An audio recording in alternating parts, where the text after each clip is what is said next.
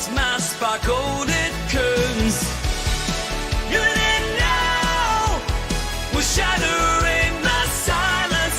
Feel the power. Revelations on the rise.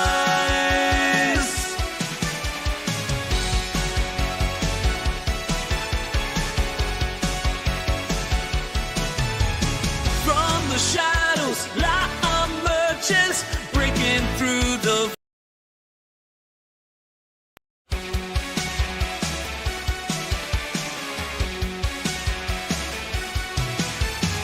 in the depths of hidden files, trapped inside the secret circuits, unraveling through the miles. Oh, truth was masked by golden curtains. You didn't know we're shattering the silence. Feel the power. Revelations on the rise.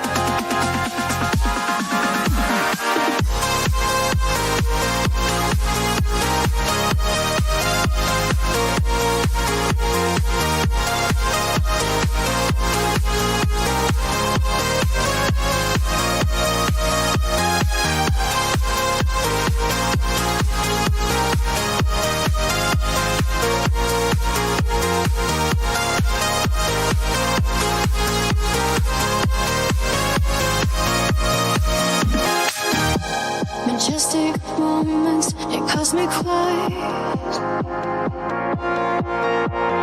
Holding on to the stars of starlight. There's a light within the dark waves, guided by echoes of ancient ways. Unify our reflection. With every beat there's a connection. Feel the pulse, divine sensation. Everyone feels the goodness of our invitation.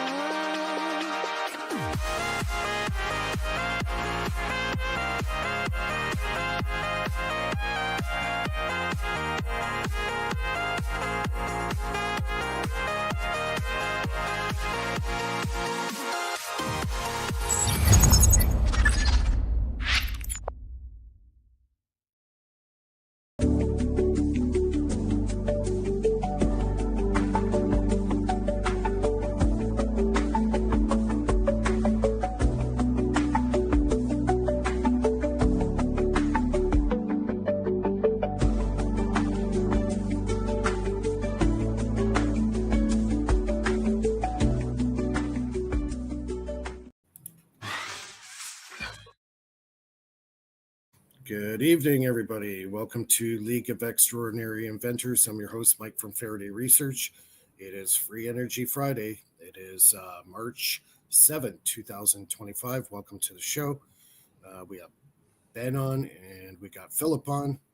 And hopefully we'll get a couple other guys coming on. I know Ben and Nathan, they've been busy with their streams the last couple of days, doing a lot of great interviews. One of my favorite interviews Nathan did this week was with Inventor 3, Mr. Paul, and he had some really cool stuff to share. He's been around for years and years doing this stuff, so definitely a wealth of knowledge with him. So it's been a busy week. I'm working on a new circuit right now. It is an over unity circuit, zero resistance type circuit. It's basically a LC circuit that's modified. So I'll be showing that probably next week. I'll actually show the circuit diagram of how this thing works. So it's a zero resistance LC circuit, or you could call it over unity if you want. But yeah, really cool idea. Very, very simple to put together. So the schematic, you'll see the schematic, and it'll be very, very easy to understand what's going on. So with no further ado, Philip, how you doing? How was your concert you went to there last week? That was nice. There's a stack of other concerts going on also for free if you take the tickets ahead of time. So I might have to go back there once in a while, but Yeah, it's kind of worth it right now. It's springtime in Montreal, so people right. are kind of unfreezing, you know. Yeah, the spring fever is getting closer, right? Yeah, exactly. Getting outdoors and going to concerts and stuff. You seen what Nirvana cover band or? Yeah, exactly. A cover for Nirvana. And next one is going to be The Doors. And the other one, I think it's... anyway, there's a stack of other free shows. It's pretty cool. It's like Yeah, when I was in 10 minutes Montreal. walk. Yeah, when I was in Montreal, I was going back a while ago. I think it was 2014 or 2015. We were there, and they had the comedy festival in Montreal, Yeah. just for laughs tour. So that was Yeah. really cool. They had a lot of festivities going on in downtown Montreal. So Yeah. They still have a lot of stand-up comedy shows all over the place in Montreal. yeah, So it's always been a very popular place for comedy. I noticed, even Toronto too. Toronto's got good comedy clubs. I've yeah. been to quite a few of them in the past. There, before I got married, I was going to comedy clubs almost every Friday night. For a little while there, I was getting addicted to it. Yeah. So I've seen Russell Peters and a whole bunch of guys. Yeah. Yeah, there's one at at the train terminal. The train terminal. They got 2 shows per night on Friday, Saturday, every week, and yeah, I need to go there, man. It's right next door. I need to go more often. Yeah, that's very cool. Yeah. Yeah, so tonight I got a couple of videos I'm going to show. I know, Ben, you got a couple things you want to show us tonight, so maybe we'll do that now. I've got a quick stuff to show also. Oh, okay, Um, sorry. if you want me to start with, I'm not. It's Oh not gonna yeah. take. You So want it's not gonna take like 3 hours at all. to? More like 3 minutes.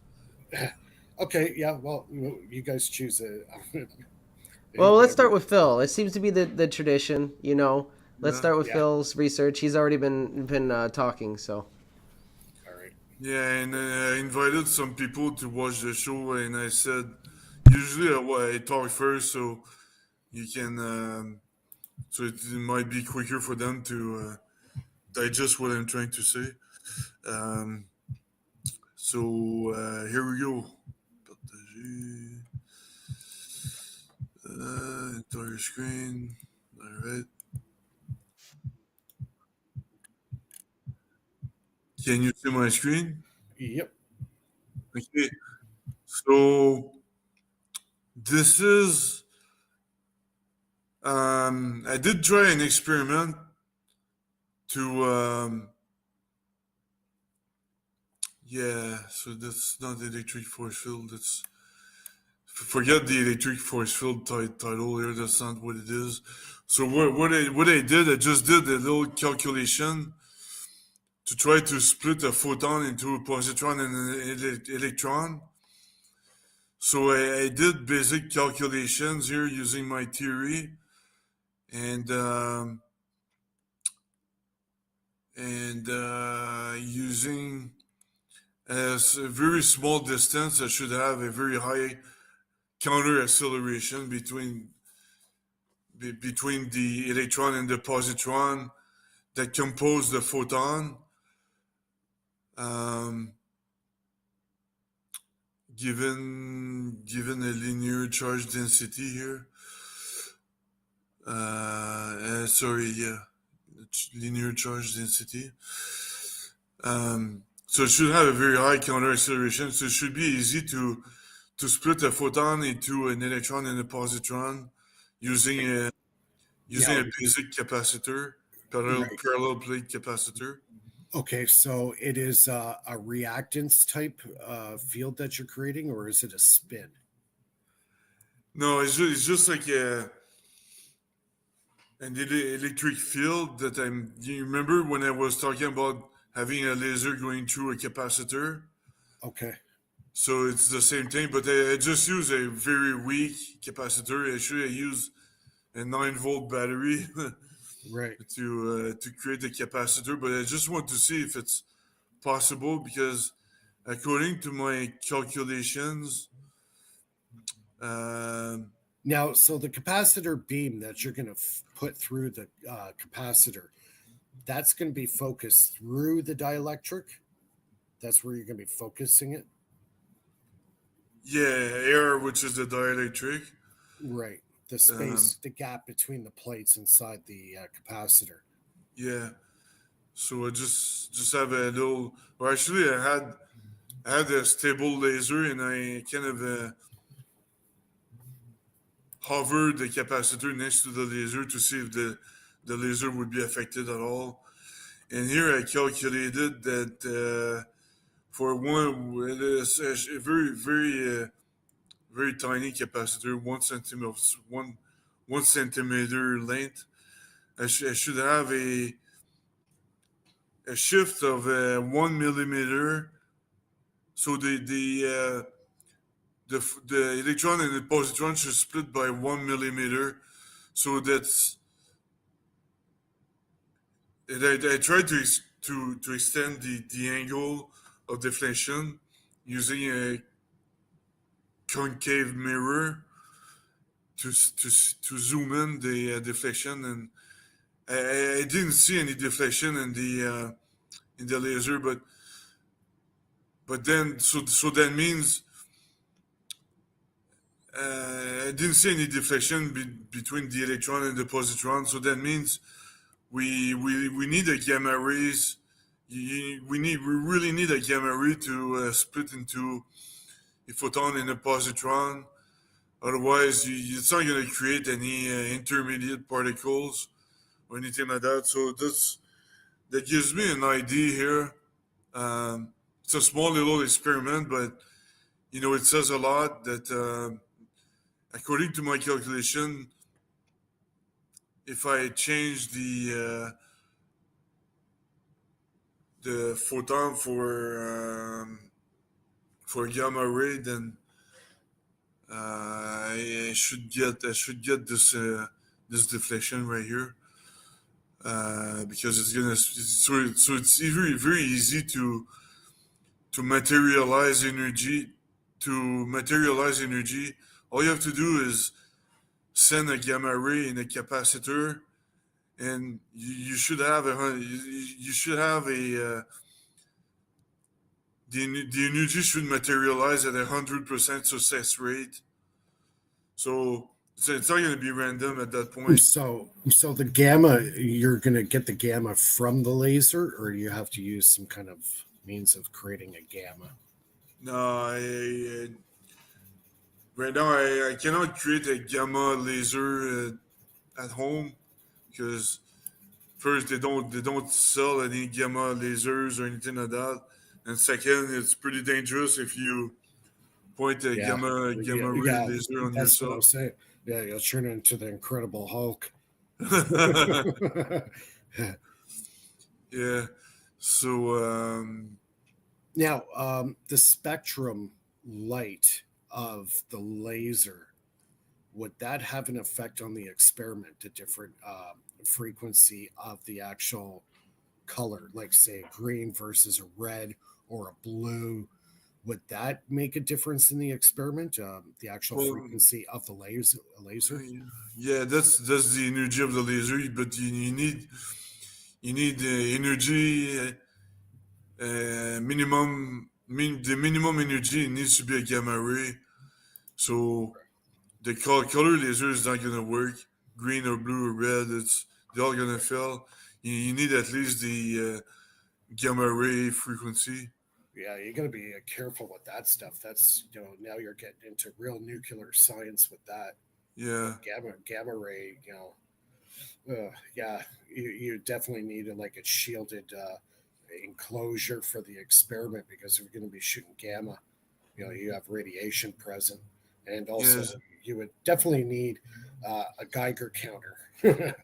Ooh, yeah, time, distance, and exposure. Just remember those three variables when dealing with anything like that. Yeah, for sure. And also I did try to start calculating, make basic calculation for force field, but the problem with this force field is that I don't know the exact linear charge density we're in right now. I don't know the linear charge density of on the surface of the Earth. So I did try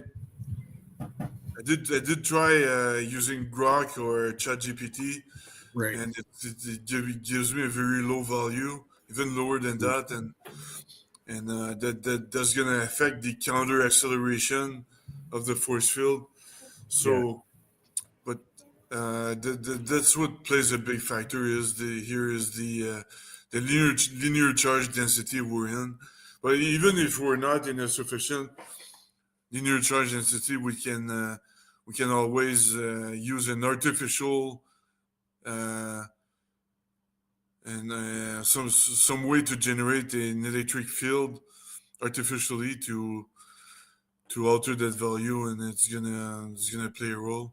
But anyway, that's so kind of all the mathematics are there. They're very simple.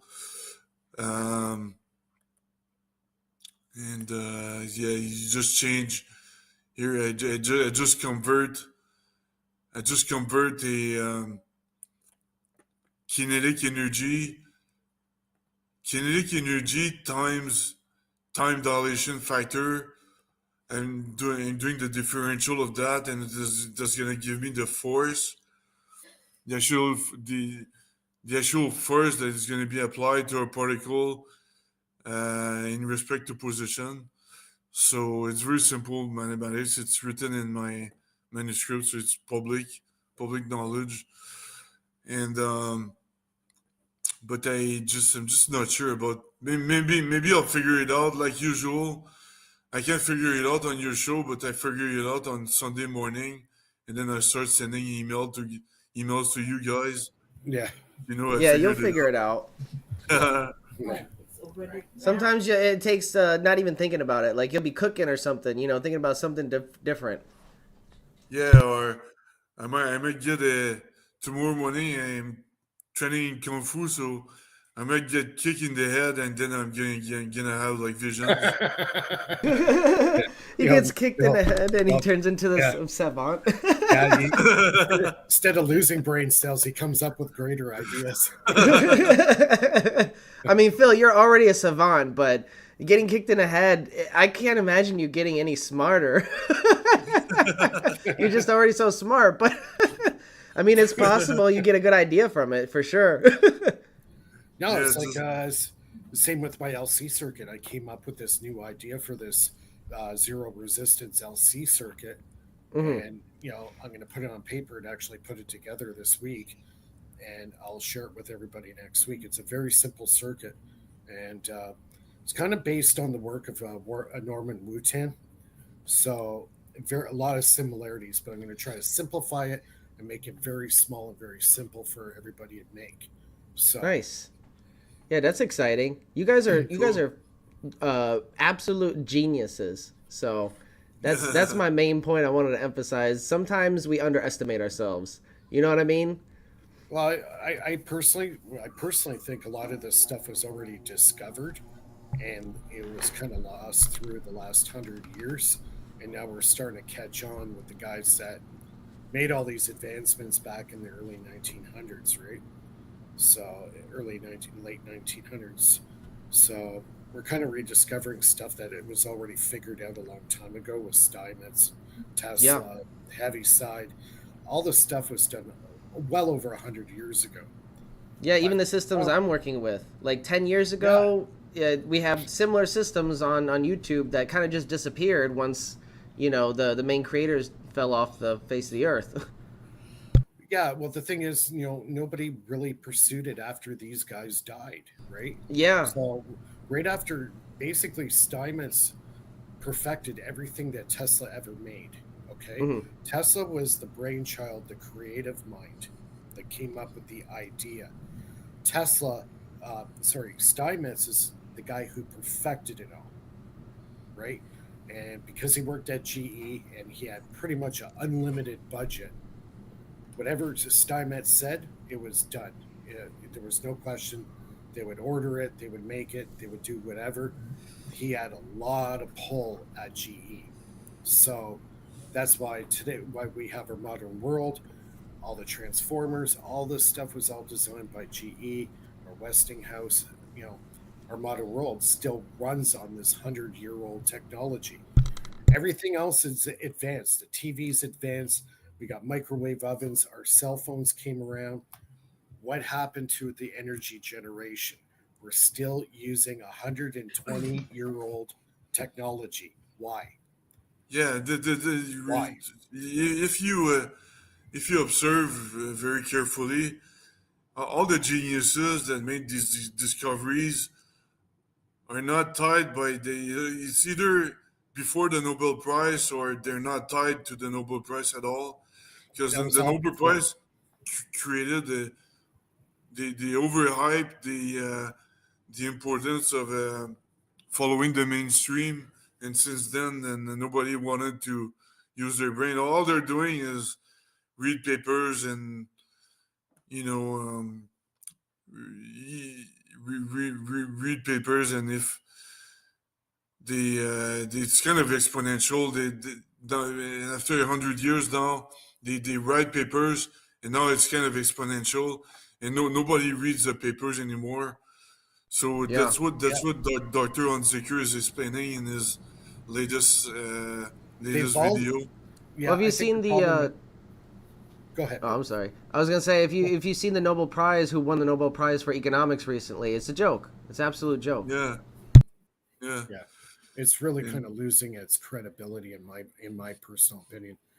But see, the thing is with today's electrical engineering, which is basically non-existent, to the point, how Steinmetz and Tesla were going about it methodically, and they were the guys making the discoveries and actually implementing and creating and building the hardware, testing the hardware, putting the mathematics behind it to make sure it's valid, and to basically make it a science. And after 1929, when Steinmetz died, that was it. It was done. Then the Einstein came around, the Nobel Prize came around, created this religion of bullshit, right? Because yeah, honestly, uh, you know, exactly.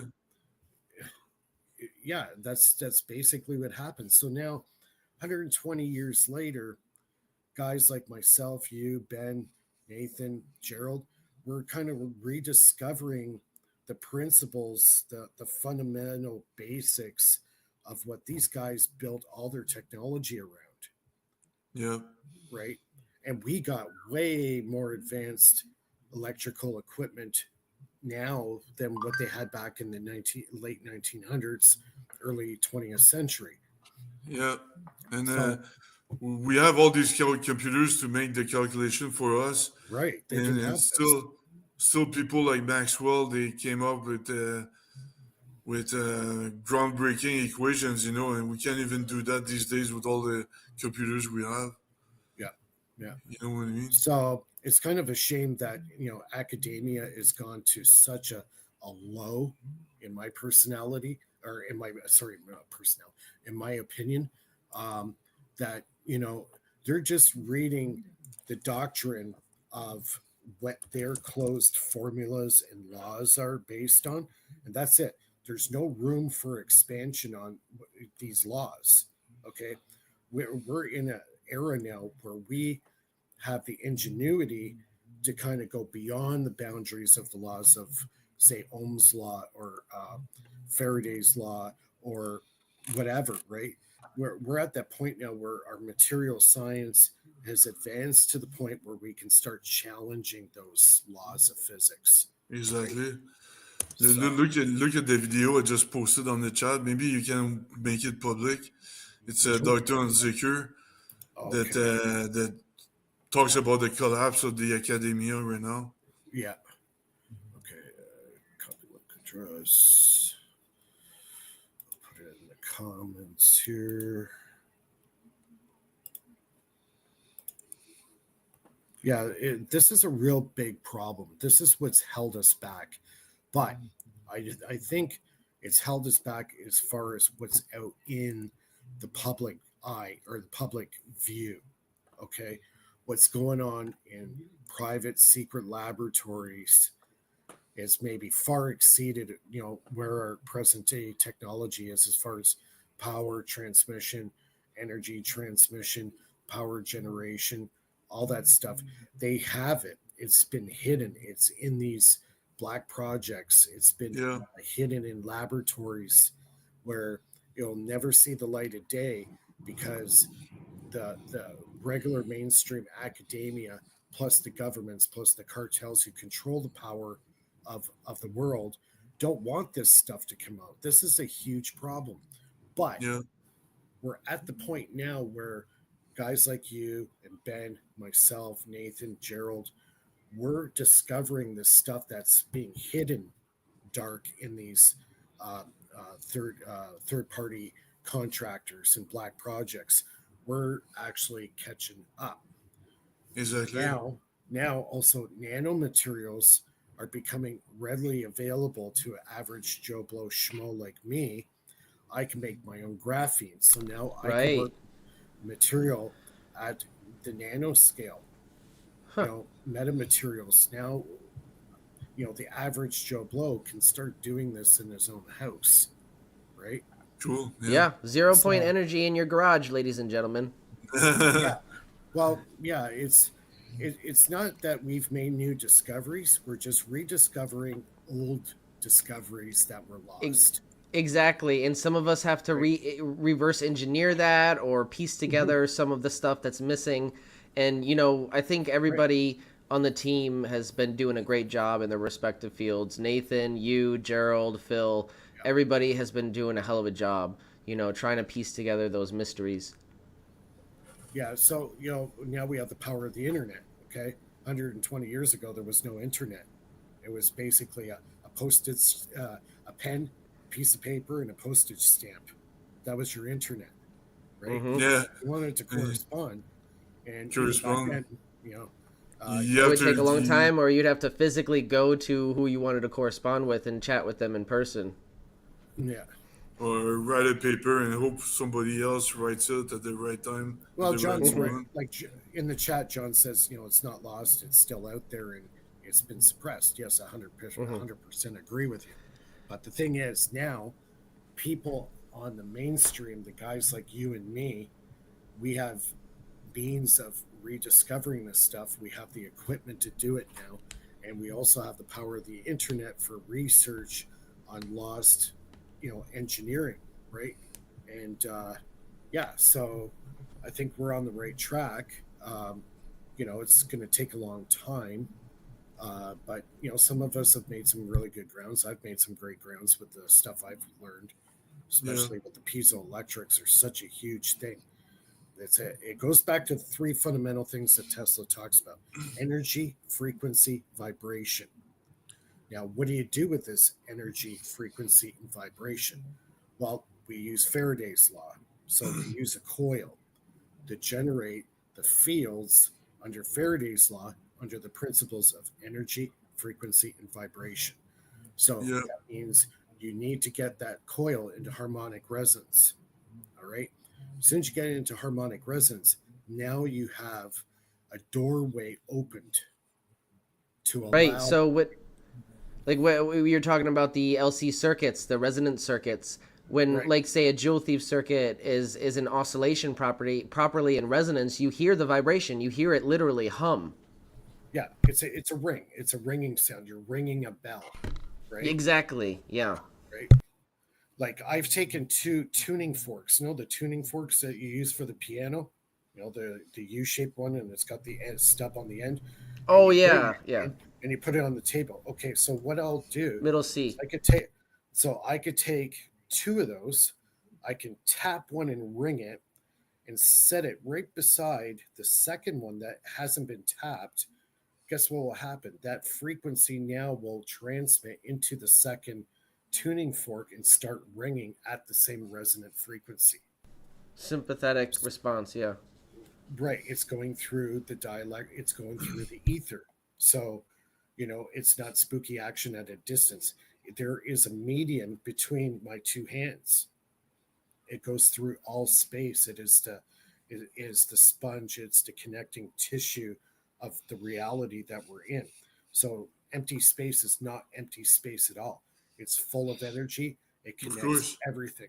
So when they did the experiment with action at a distance to prove that theory is wrong, they were able to get two identical protons, turn one, manipulate one, and it could be at any distance. It could be 100 miles. It could be a light year away.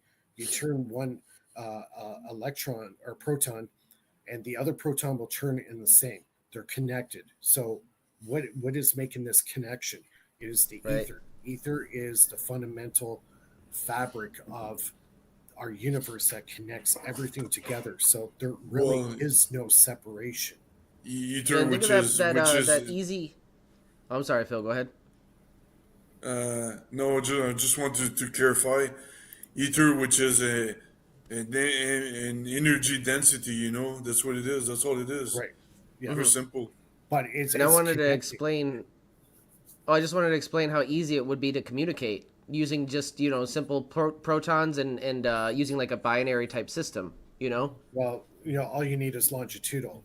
That's what what's his name? Tesla worked on his original transmitter, it doesn't need power. So you could have one mast, 2 miles apart. You could tap the tuning fork, put it through his transmitter, and that signal will go to the collector transmitter a mile and a half away, and basically have power. Do you So think that system could theoretically travel to like interplanetary? what, using no power or through the fabric of the ether? Through the fabric of the ether? Like, do you Yeah, think it well, would? that is your connection. That is your Yeah. connection. So as And soon as we learn how to teleport through the ether, and that's when you have teleportation. That's when teleportation is possible. Virtual, like a wormhole through the ether, and we're way far away from well, that yet. yeah, Maybe they've had some success in secret black projects and laboratories. You know what? I hear story after story after story. Project Stargate and all these stories. It's, to me, they're all stories. Until I'm a guy that, okay, sure, it might be possible, but I haven't seen it. When I see it, then I really believe it. Right. That's I like to believe it's that's theoretically possible, though. sure well, it is. it is possible, and Right. it's the all the nonsense about the speed of light being the ultimate speed limit, It isn't. and that if you go faster than that, you're gonna travel back in time. It's total nonsense. I'm telling you right now. It's It's an absolute. arbitrary. The speed of light, for starters, is an arbitrary constant. Okay, Einstein came up with that, so it's kind of like a benchmark. This is the speed of light, 186,296 miles per second. Okay, he came up with that figure and said, "Okay, everybody, this is the speed of light. We're Yeah, going to use this motto as a law, or as religion, right?" And we yeah, all know now that the speed of light is an arbitrary constant. yeah, and Okay, it it's very. fluctuates. I'll show it to you right now. It's very easy to understand the speed of light Mhm. mathematically. It's this equation, the equation that is highlighted. The speed of light is proportional to the charge of an electron. So if you increase or reduce the charge, and the speed will change as well. Obviously, it can't be changed easily, but a quark is a fraction of a charge. So quarks, when they annihilate, they create mesons, and mesons are slower than the speed of light because it's a fractional charge that got annihilated. So if you do the opposite, if you increase the charge of the annihilated particle, like if you use helium, for example, and you annihilate the helium with anti-helium helium, then it's gonna create a photon going faster than the speed of faster than c, because the electric energy density, that's the one responsible that is converted into kinetic energy, Right. like I've been saying a couple of times. Yeah. So it's it's very easy to understand. Yeah. Like John made a good point there. Is it's like longitudinal energy. You tap one end of the rod, and the other end moves instantly. So Yeah, that's what Dollar was talking about. It's instantaneous propagation. yeah. So Right. So basically, what we're saying is the connective ether between, when you tap that rod on the one side, automatically there's a response on the other end. And that distance between the two rods could be light years away, but it's an instantaneous propagation. Hmm. Yeah, where yeah, now, like, if we had to do that, we would have to wait months if we wanted to travel, to the farther reaches of our solar system. And going back to what you were saying about the proton manipulation, we know we have the ability to do that. And just taking that one step further, Implementing some kind of Morse code, by manipulating the proton, we could easily, theorize some kind of communication system, that Yeah. should be possible. You don't even need the photon at this point. If you're using longitudinal waves and you use it as a radio transmitter, Oh, that I see means- what you're saying. Yeah. right? If you use the longitudinal waves, and if we make a transmitter and a receiver, we could have a live video feed from Mars Wow. instantaneously, real time. Or right now, Yeah. with the present technology, they're basically using cell phone transmitters to make signals go from Earth to those Mars rovers. The ETA takes 22 minutes from Earth to Mars using Einstein's theories. Okay, so let's take the Einstein out of it now, and let's use what Tesla was working on. That 22 minutes now can be about 3 or less seconds, or actually probably less than that. It'd be instantaneous using the ether, right? Yeah. So Yeah. So that's we got to get whatever. away. We got to get away from the Einstein stuff. Yeah, definitely. The mainstream is a big castle of cards. That's all it is. Yeah, the problem Einstein with- might have been an academic intellectual, but Tesla was more the creative intellectual. He had creative intelligence. See, the problem with Einstein was a lot of his theories, and in the beginning, he denounced the ether theory. He didn't believe in it. But after years and years of research and testing, before his death, he finally said, yeah, there's something there in between point A. So he did reconsider. Huh. So like- a lot of his theories were incomplete. Not that everything he did was wrong. Well, most of the stuff he had was plagiarized anyways. But, that's a whole new story altogether in that. Well, when so- you're relying on plagiarizing somebody else, you can't really usually come up with your own ideas. Exactly. So a lot of his stuff was plagiarized. Later down the road, he kind of figured out in the end that there had to have been some kind of connective tissue between the space. The spooky action at a distance. That theory was basically falling like a deck of cards. So, do you think that he would have had to readjust some of his equations, or just Everything. add Everything. additions? Oh, yeah. Everything. Yeah, you have to rewrite everything from scratch. Even Newton stuff is incomplete because Newton dismissed rotation, but rotation is very important. You can consider. I have a couple of things I wanted to share real quick All right. before I take a quick. I have to do something in a few minutes. Take a Yep. quick break, but I wanted to share this. Okay. You see that? Let me put it Yep. up a little bit.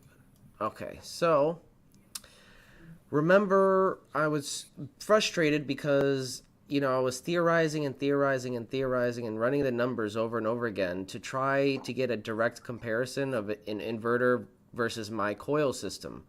We couldn't do the apples to apples comparison. Remember, the inverter outputs a default 100% brightness, and my system defaults to a lower brightness to kind of like stabilize and utilize more of the energy more efficiently.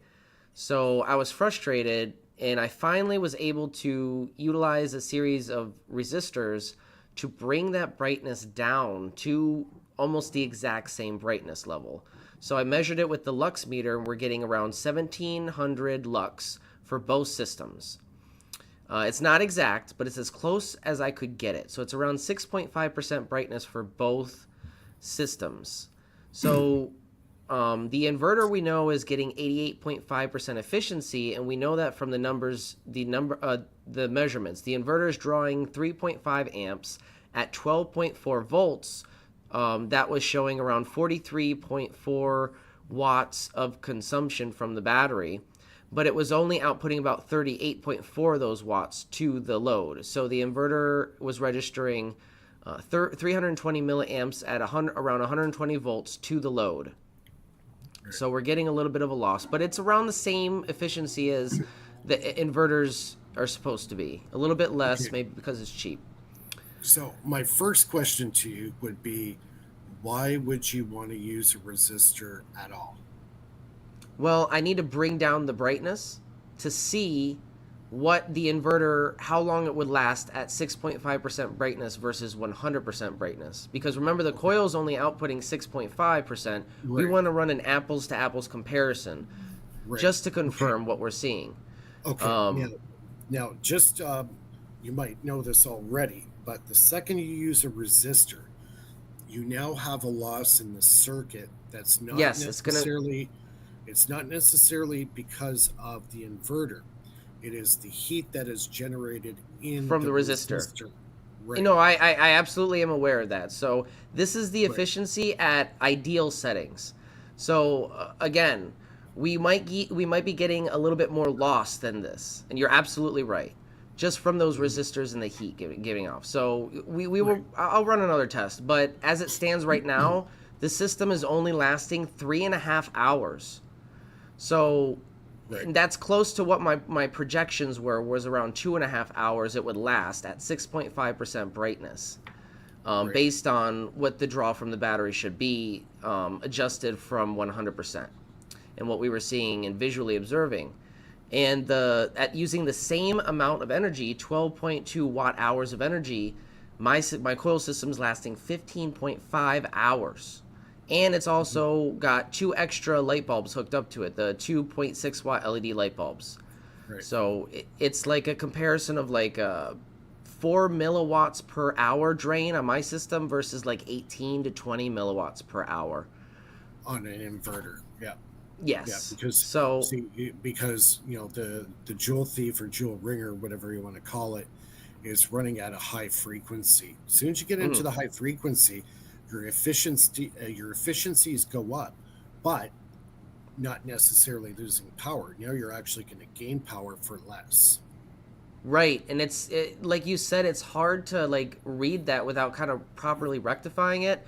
So we can't really actually say what the official efficiency of the system is beyond it's like 4.5 times more efficient than the inverter that I was using.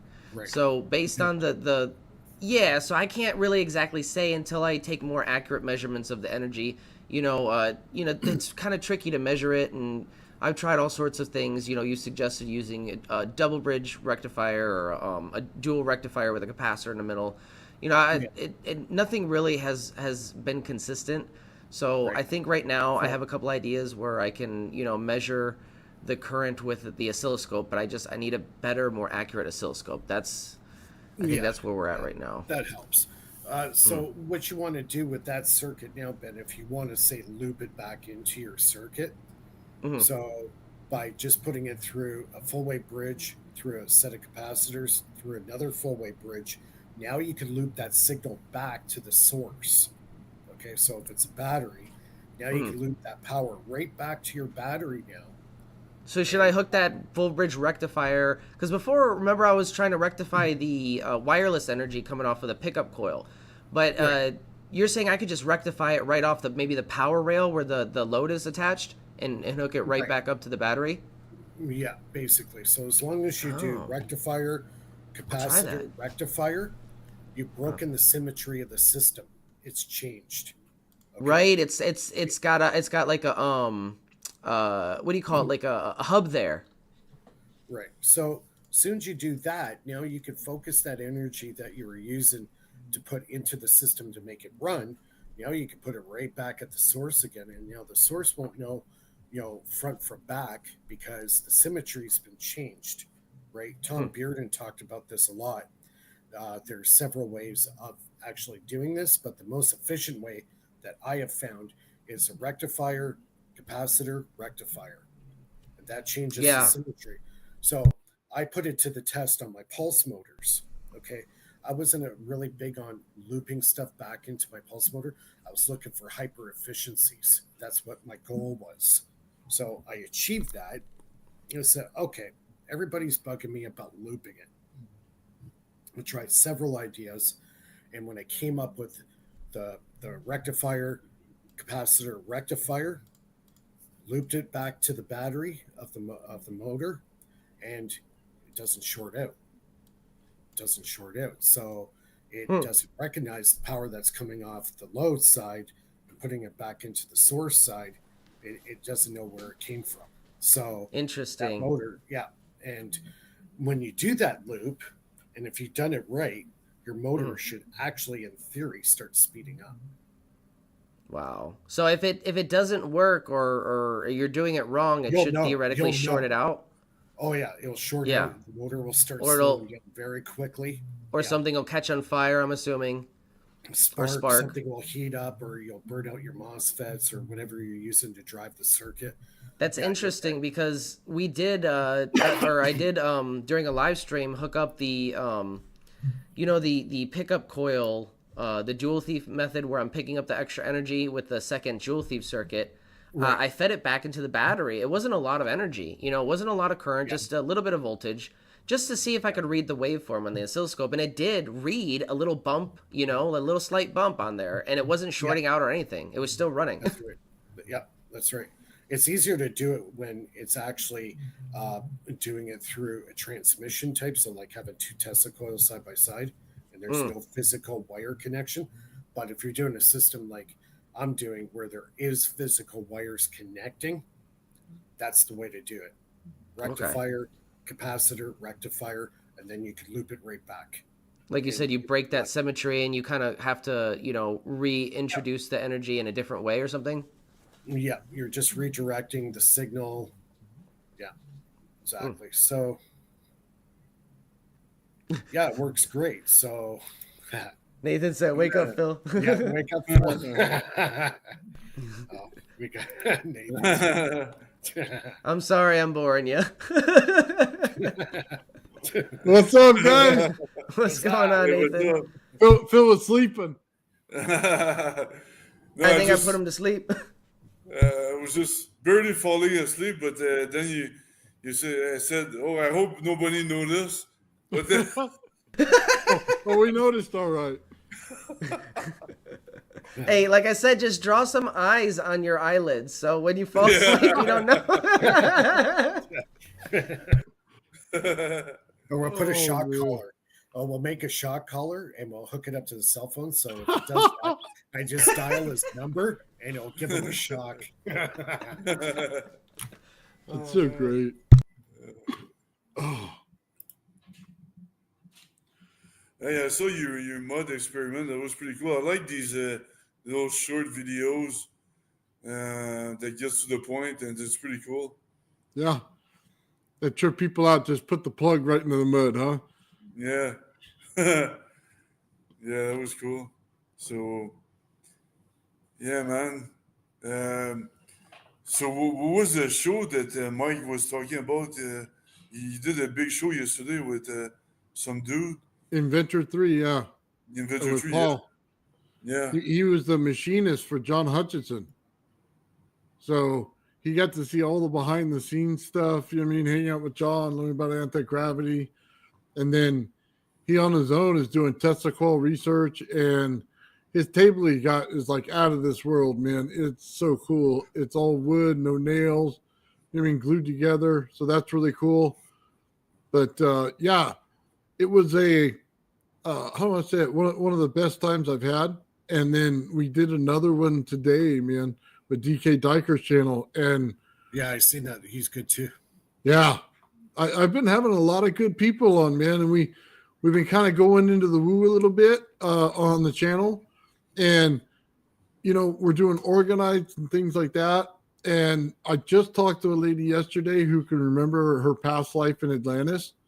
So it was, dude, I'm putting that one out here soon, but it was totally awesome, dude. She's got her own YouTube channel and stuff, and she knows stuff that most people don't.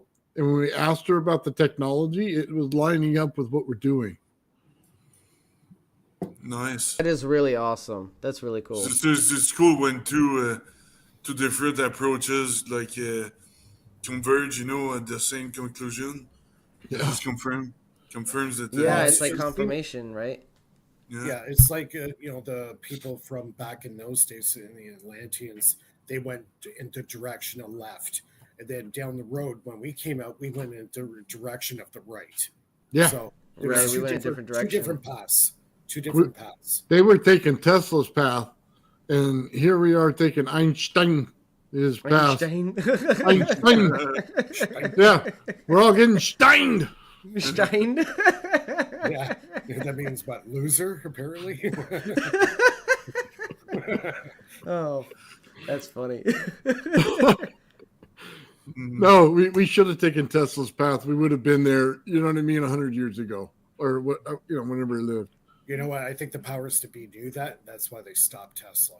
They knew they were going in the wrong direction. I think this knowledge was already known before Tesla came around, and the powers to be knew this. And when Tesla started dabbling in it, that's when the funding got stopped. Because Yeah, that's why they smeared his name. They're like, oh, he fell in love with Well, they pigeons took and blah, blah, blah. Well, they took him right out of the history books. They did Yeah, whatever they could. Yeah, well, they I made him think- seem crazy, too. Like, they made him seem like a madman. Yeah, I think that's why. I think the mainstream Einsteinian nonsense is intentional because it puts all the brain power into they waste all the brain power into things that don't work. You know, like the mainstream doesn't work, so they kind of distract the attention of scientists into the mainstream, so they're not gonna try to redo what Tesla did. They're gonna try to redo what Einstein did, which leads to nowhere. They've been talking about dark matter for the last 70 years. Did they find anything in any stupid dark matter? No. I thought they were talking about skid marks in their shorts. Yeah. That's about as far as they got. They keep watching it, but it won't come out. Yeah. Exactly. How about string theory? That's another one that's I think is Yeah, even the author of string theory admitted himself that it's complete nonsense, and he gave up. He gave up. True. The author of the string theory admitted himself it's complete nonsense. Even if he didn't say that, you cannot prove that the string theory works or not because there's no test to prove it. They can't test it, so it's useless. Either way. Yeah, it's an Yeah, untestable theory. Keeps coming up back every month. 1 week out of every month keeps coming back with that string theory. I'm just gonna step up for a quick sec. I'll be right back. Yeah. So yeah, that's like the muon experiment. Have you heard about the muon experiment? They created a hype. They were saying 2 years ago. They were saying, oh, if the muon is not, there might be new physics, and the muon is close to sigma 5 and blah blah blah. They were creating a big hype on that, and then we just stopped hearing about it. What the hell happened? It's like mad cow. Yeah, after digging a little bit, I figured that they have an excuse now. They are different. We can explain the muon experiment with a different theory. That happens a lot when there's a new groundbreaking something. Insert something here. It just disappears. There's a revolutionary idea. Like a while ago you heard about the technology that they were designing, a frequency technology that could regrow teeth supposedly. Like it's something that would be able to put up to your gums and stimulate regrowing of your teeth. Because the mechanical function is still there in your DNA. So we never heard anything about that. I don't know if it's real or not, but it just disappeared. Yeah, they just create hypes to get grants. Like I posted earlier, That's true did you too. see Yeah. the unsecure video? He explains it clearly. Check the links in the chat. And then I posted it. I'll post it again. Yeah, some kind of electrical stimulation. But again, we don't know if it's real. Like Phil said, sometimes they make shit up to get a grant. Yeah. And But it's a little hint. I don't know. It's a little telling though when it just disappears instead of being debunked. Like it's usually somebody will come out and say, "Oh, this is wrong because of this, this, and this," instead of it just disappearing. Someone out there is hiding teeth from us. We get her. go over and kick their ass. I need some new teeth.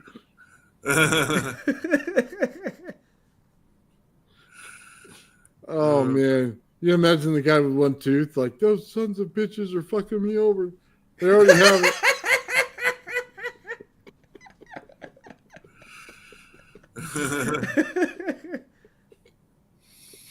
Oh, it's so bad.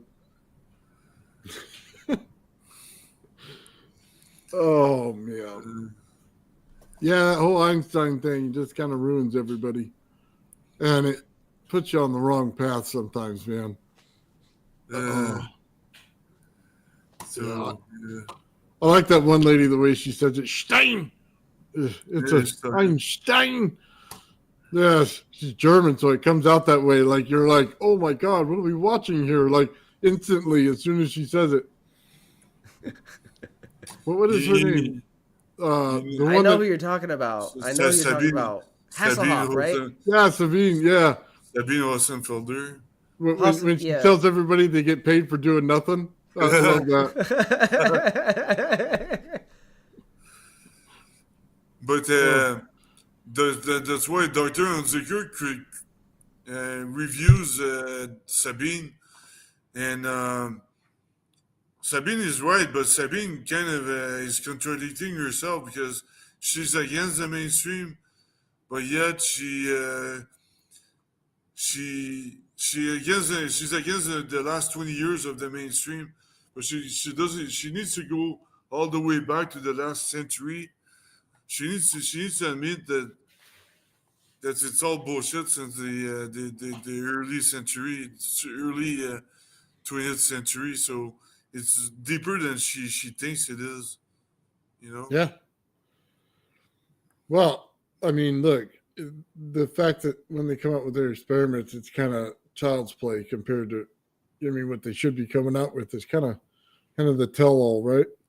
Yeah. It's like, okay, I love all the fancy words and the math, but what happened to the little experiment you're doing? You know what I mean? Because sometimes it looks nothing like what they're saying. Yeah. You know what I mean? It has no basis in reality sometimes. Yeah. And they got paid millions to build it. Like, how the hell did that work? I could have built it for you for $10, dude. I would have taken care of that. Yeah. And I wrote a simulator that can simulate quarks for free, you know. For crying out loud, it's they should simulate the particle accelerators and all that stuff. There's Those nothing. things Yeah. Those things are worthless. Particle accelerators. So Man, they spend like all the energy it consumes. They spend billions building it with all the energy it consumes every day, and they find they don't find anything. You know, what did they find in the last 20 years with the particle accelerators? The only thing they found was again. Remember the time where they were saying that the neutrino was going faster than the speed of light, and they created a big hype on that. It's to get grants again. They just create hypes once in a while like that. And did we find new physics? And we're on the verge of finding new physics, and then you just don't hear about it anymore. You know. So I thought they wasn't a God particle something that they said like a lot. Oh, we got a God particle, and we created the God The Higgs particle. boson, yeah. Yeah. Higgs boson, yeah. Yeah, Moses appeared out of our assholes and he created the God particle. I mean, it was like, dude, Phil, you got that light like right over the top of your head, by the way. It's so cool looking. Like you have this big bright idea right here. It's fucking awesome. It's the Higgs boson. So, there it is. The Higgs boson. It's so awesome. God. It's his third eye. Oh, better than the third hole. Oh, Third eye, third hole. oh, it's so cool though. It's like Phil's spirit is above his head. His aura. That's so cool. Oh You man. know, when I talk, then it's, I become dumber because there's no light. Sorry. Oh, that's too good. Holy Phil, he said it. Holy fell. Oh, that's so cool. That's funny. Oh man. So you guys were talking when I got on just a little bit of over Unity and how to get things done and stuff like that. Yeah, I was talking about this new LC circuit I'm designing. Okay. So I'm going to show that next week. It's kind of based on what Norman Wooten was doing with the MRA device. Okay. So it's like a zero resistance LC oscillating circuit. So a very simple Nice. circuit. Yeah. Take So, out the resistors and throw them away. well, yeah. Why would you want a resistor in there to begin with? Yeah, Because it builds up heat. That's energy loss, right? that's right. So take out the resistors and put a piezo in there, Yeah, there you go. right? And that's going to put the coil into resonance really quick with very, very little energy. And then you can pull off it. Yeah, if you wanted just a little bit of resistance, just take a nail and wrap the wire around the nail and then pull the nail out. And you have a little bit of resistance right there, but it's not creating a ton of heat. It has a little bit of a magnetic field to it. Right. Exactly. Not like a big choke does where it like kills your system. Yeah, just to feel like a miniature choke is what you're basically Yeah. doing. Yeah. Yep. So, yeah, I'll show that next week for sure. Cool. So all you need to run it is basically a little signal generator, puts out 20 milliamps and whatever frequency it takes to get that coil and the capacitor filled up and get it into harmonic resonance. And that will actually assist in filling up that capacitor really quick. Mm. Now you got stored energy. Now you can extract that energy and use it. Nice. Yeah, I got to take a trip and to the electronics store and buy a whole bunch of stuff in the next few weeks. Kind of do the same thing so I can create the cold energy circuits for my coil. Yeah. So I tried to fry something today, man. I was trying to put in my frequency generator, my Tesla coil, and the ZVS wasn't having it. So it tried to fry some of my boards. So I have to go back to the Slayer exciter in order to do it. Right. So Yeah, I purchased some germanium diodes. fast switching. Yeah, so I'm thinking that might actually go into this LC circuit. I'm going to experiment with that. That might actually help. Well, check it out. So the other one, the regular one that you were using, I put my thermal camera on it and it produces heat. So you're getting amps by slowing the process down. Mm-hmm. So if you can combine, like take them apart and run two full bridge, one fast, one slow, then combine them again as they go into the cap, Right. then you're going to get more voltage, but you're going to get the amps from the other side with the slower one. Right. Yeah, I was also thinking putting the diode actually on the load going out. So it's like creating a little bit of back pressure. So what it'll do is the charge inside will start building and accumulating and create a push that's going to drive the current into the capacitor and actually get the capacitor voltage higher with more current behind it.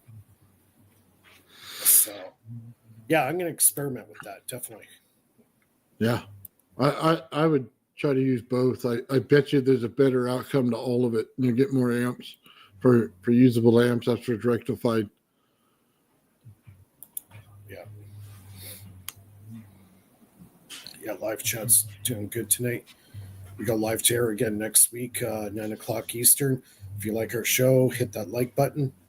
And yeah, hopefully we'll get some new faces on soon. We've got another guy that wants to come on in the near future. I actually sent an invite to him I guess he's not ready to come on yet. He wants to run some ideas by me first, and maybe we'll get him on the show in the near future. So, Nice. yeah. Yeah, man. Oh, Phil's mic's muted. Sorry. About what type of experiment he's planning to I'm not going to say anything right now. I don't want to. I don't want top secret. to. Not top secret. I just don't want to spoil it, right? Yeah. Yeah, I got a list of people, man, that I'm working through. You know what I mean? The list and getting them on. I've been doing a lot of interviews, man. That's good. I've been doing double duty, like go do the live and then go do an interview afterwards. You know what I mean? Yeah. So, like 3.5 hours more, and wow, it's like all my day. I'm trying to plan out when I can go over and saw a piece of wood to finish my experiment. You know what I mean? It's that ridiculous. I'm like, oh, and it's such a pain because I got rid of my table saw, right? So normally it's over there. It's a couple of cuts. I'm done. Now I got to pull out a handsaw. I got to lock a level to the table. You know what I mean? Oh, it seems like so aggravating. And I know it's like 10 minutes worth of work. Why did you get rid of your table saw? Oh, I converted my garage over to electronic stuff, and you see it behind me and everything. It's like a little man cave. So the saw blasts stuff everywhere. So. Oh, man. I want to show this video. I'm going to do a screen share here. Hold on. Bear with me for a second. This is another laser saber video. This is nice. Joel Ringer. So, Yeah, he was good last time. can you guys see the screen all right? Yeah. Yeah, okay. Okay, so I've had a lot of requests for a video going over the Super Joule Ringer 3.0 and how to set it up, how to get it going. I'm not going to go over the winding of the coil in this video. These coils are really straightforward. You just take, in this case, it looks like I have about a 20 gauge enamel copper wire here. I wound the full length of this ferrite rod, came back over it with a what looks to be a 14 gauge wire. But a lot of these variables you can adjust, and it depends on how many lights you want to connect. You know, if you're tuning a coil just to run one light bulb, you may want to build your coil a little differently. And I'll go over how I tune to the optimum efficiency for whatever the load I'm designing for is. Okay, so I'm going to go ahead and point out one of the steps where I think a lot of folks could be going wrong and getting themselves in trouble and maybe burning out their transistor. Anytime I get ready to experiment with a new circuit, especially the more sensitive ones like a crossover circuit, the first thing I do is I set my power supply to a voltage on, in the case of a Joule Ringer 3.0, around 10 volts. And then I limit my current down here to say 100 milliamps or so. You don't want this current wide open, because if this is wide open and you have something hooked up wrong, you're definitely going to burn out your transistor. So go ahead and limit the current down. If you don't have a power supply, I'll show you another way to do this with a battery. I would try starting the Super Joule Ringer 3.0 with a 9-volt battery. And that way you will not be as likely to burn out your transistors if you connect this to a regular 12-volt battery or something that can really deliver a lot of amps. But anyway, we got that hooked up now. And we've got our circuit all set up here, and nothing's coming on. I can tap the wires around. You know, there's just no action whatsoever. If that's ever your problem, and you can also see if I switch over here to the amp draw that we're pulling no amps. So that's another thing I'd always check. And you can check that again if you have a battery with a little ammeter in line. But we're pulling no amps and no action on the circuit. So the first thing I do when that happens is I come over here to my primary windings. This is your primary, would be your larger windings here. And I just switch the connection on the primary windings. So all we're going to do is we're just going to reverse these connection, these wires. You can see we got light. Another point where a lot of people could be going wrong But you may just need to reverse the connection here, folks. All right, so we're pulling 0.5 amp, and it's just screaming away. So, say you don't have a power supply, and you have to troubleshoot this same scenario. I'm gonna go ahead and put these back up like they were. So I'm gonna do this again, and this time I'm gonna connect to a 9-volt battery because maybe you don't have a power supply, but you don't want to blow out your transistor. This is just an old 9-volt battery I had laying on the shelf, and we'll go ahead and test with that one. So I'm gonna connect to here. Okay, nothing's coming on, and as before, it's because this is on the primary end. I just need to flip these around, but I'm going to just point out one other thing. You could also flip around the connection on your secondary. It doesn't really matter if you flip the secondary or the primary. So in this case, we're going to change the connections on the secondary. And I'm going to do this on a different coil. I think this will be a lot easier for you all to see on a different coil. But there we go. We've got the light on our 9-volt battery. No chance of burning out our transistor.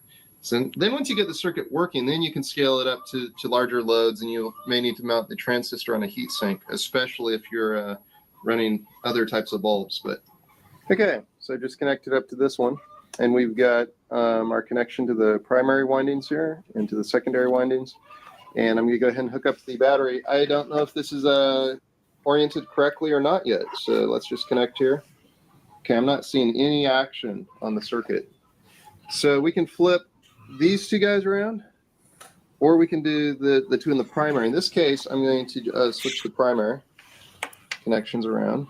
So we'll just connect the yellow down here and the red up to here. And you can see the circuit came on.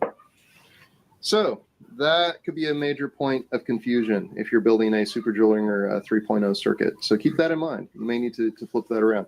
Now I'm going to just show you guys how I tune these to get as much light as possible. Okay, just want to show you how I tune a Joule-Ringer circuit here real quick. So I've got this coil set up. I just wound this, and I wound it with really soft, flexible silicone-coated RC hobby wire. This is the wire I use in my RC projects. And this wire you can get from Hobby King.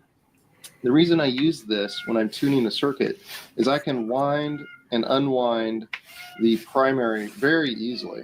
And once I figure out the right ratio, then I can replace it with some copper wire. But let's go ahead and connect up here. You can see the light comes on, but we're pulling, let's see what the amp bridge we're pulling is. See, it doesn't even bump. And this is 0 to 2 amp. It's not even bumping it, and we're getting very little light. So what I need to do, I need to unwind some of these winds, and that's going to bump our light up and also increase our amp draw. And you'll find a sweet spot. So I'm going to go ahead and there's our brightness there. I'll just go ahead and take this, and we'll unwind a few winds. And that's the beauty of using this type of wire, folks. You can really tune your coil easily. And that's really important. You really want to be able to adjust these winds on your primary versus your secondary to come up with something that works for what you need.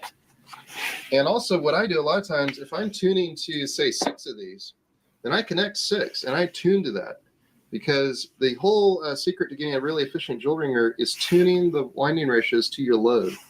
So anticipate what your lighting load is going to be, and you'll want to wind to that load. So you can see I've undone some winds here. We're pulling maybe a tad more amperage, although it's still pretty much hanging at 0. So I'm going to go ahead and remove a bunch more, and we'll check again. Okay. You can see we're getting a lot brighter. The needle's still sitting on 0, but we're really starting to get some light out of the light bulb. So that's really the process of tuning. And at a certain point, you'll see the volt or the amperage draw just really start to increase. And that means you've gone too far. I had this coil testing earlier, and it was pulling 2 amps. And that may also be a situation in which folks are burning out their transistors. You know, their winding ratios may be way off. So yeah, I usually start with a a lot of winds in my primary and work my way down. And then as I get, oh, you can see, we just hit the jump. There it So is. now we're pulling 1 amp. And we're getting a lot of light. So at this point, now that I've found the spot where this jumps and really, really comes on hot and bright, what I'm going to do now is I'm going to set up my light reader so I can read the lumens from this lamp. And I got a little lux meter here. I'll find that and we'll hook that up. And then I'm going to actually tune this to get the maximum amount of light versus amperage. So we want a small amount of amperage, but a lot of light. Okay, so here's what I'm going to do to establish my baseline. So this is the most efficient inverter I've found for a small inverter. It's the one I use in the Sol-in-One version 3. And I've got it set here on my light meter. And I'm reading 320 on the 100 times lux. So that's the baseline. So if you look under version 3 of the Sol-in-One, you'll see that I've got the link to this watt meter. Really useful for experiments. Now the important thing to note is you have to feed into here at the source, and then instead of just connecting your load to your inverter, whatever, go through a fairly large electrolytic capacitor, and that will help you get a more accurate reading. So just something to take note, especially when you're trying to take readings on a jewel ringer device. It really helps you to get a much more accurate reading if you put the capacitor in line going down to your load. So anyway, this is our baseline. We're pulling 11.4 watts, and we're getting 315 on, or 316. Let's just say 315 on the light meter and 11.5 watts. So that's where we're at, 315, 11.5 watts. Now we're going to connect up the jewel ringer and we'll tune to try to beat this, inverter. Okay, so now we're running on the jewel ringer here that we're tuning. You can see that we're at 305 on the light meter, so almost the same light intensity. 305 to 315 is very close. We're going to go ahead and try to get above. But we're pulling 9.9 to 10 watts. So significant drop in wattage usage, and for almost the same light. Now I'm going to go ahead and see if I can't tune this and do even better. So what I'm going to do here, I'm going to go ahead and disconnect this. We're going to undo a wind. We just want to at least hit the same light output that we were hitting with the other inverter, and also try to save as much wattage as we possibly can. So let's see what we get now. So now you can see we're at 315, so we're right at the baseline. And we're coming in here at 10.5 watts. So we're getting the same amount of light, and we're saving 1 watt. And in this case, I'm using a stranded wire, which does not function as well. And, this should be replaced with solid copper wire. But beyond that, I've only spent, 3-4 minutes tuning this. To really come up with a nice coil like one of these that will just totally smoke an inverter. I do a fair amount of tuning. I'll usually tune one of these things for, 15, 20 minutes. And you can't just adjust the primary winds. When you're tuning for efficiency, you have to adjust the number of secondary versus primary. And I haven't really been doing that here, but what I'm going to do now at this point to try to bring my efficiency or my watt load down even more is I'm going to begin to tweak the secondary winds versus the primary winds. It's going to take a little longer, but we're going to get this to a whole nother level of efficiency. All right. What you guys think of that? Let me tell you what Sean told me. Get an LCR meter, run it, divide it by 2, build your coils in half. Yeah. So much faster. But the tuning was easy. I like old school. Yeah. It's good to know how to do it like that. Yeah. That's why if you're using like just copper wire that's bare, you can put it out in the weight of it and do it that way and get it in half. But yeah, you because you're going in thirds, fourths, You know what I mean? Stuff like that. Yeah. You go by length, like Don Smith, he'll take, say, just for, sake of argument, say like 1 meter long as your secondary, and then your primary is going to be half that length. That's So right. half a meter. Exactly what I'm saying. But that way, when you put your power into it, it's going to be in resonance and it's going to be working at full efficiency. And it has to be very accurate. Like, if it's 1 meter length for secondary, it has to be exactly half a meter for primary. It has to be very, very close. They're very sensitive to it. You could work that out in quarters as well. In quarters, yeah. Quarter, half, or 1 to 1. Yeah.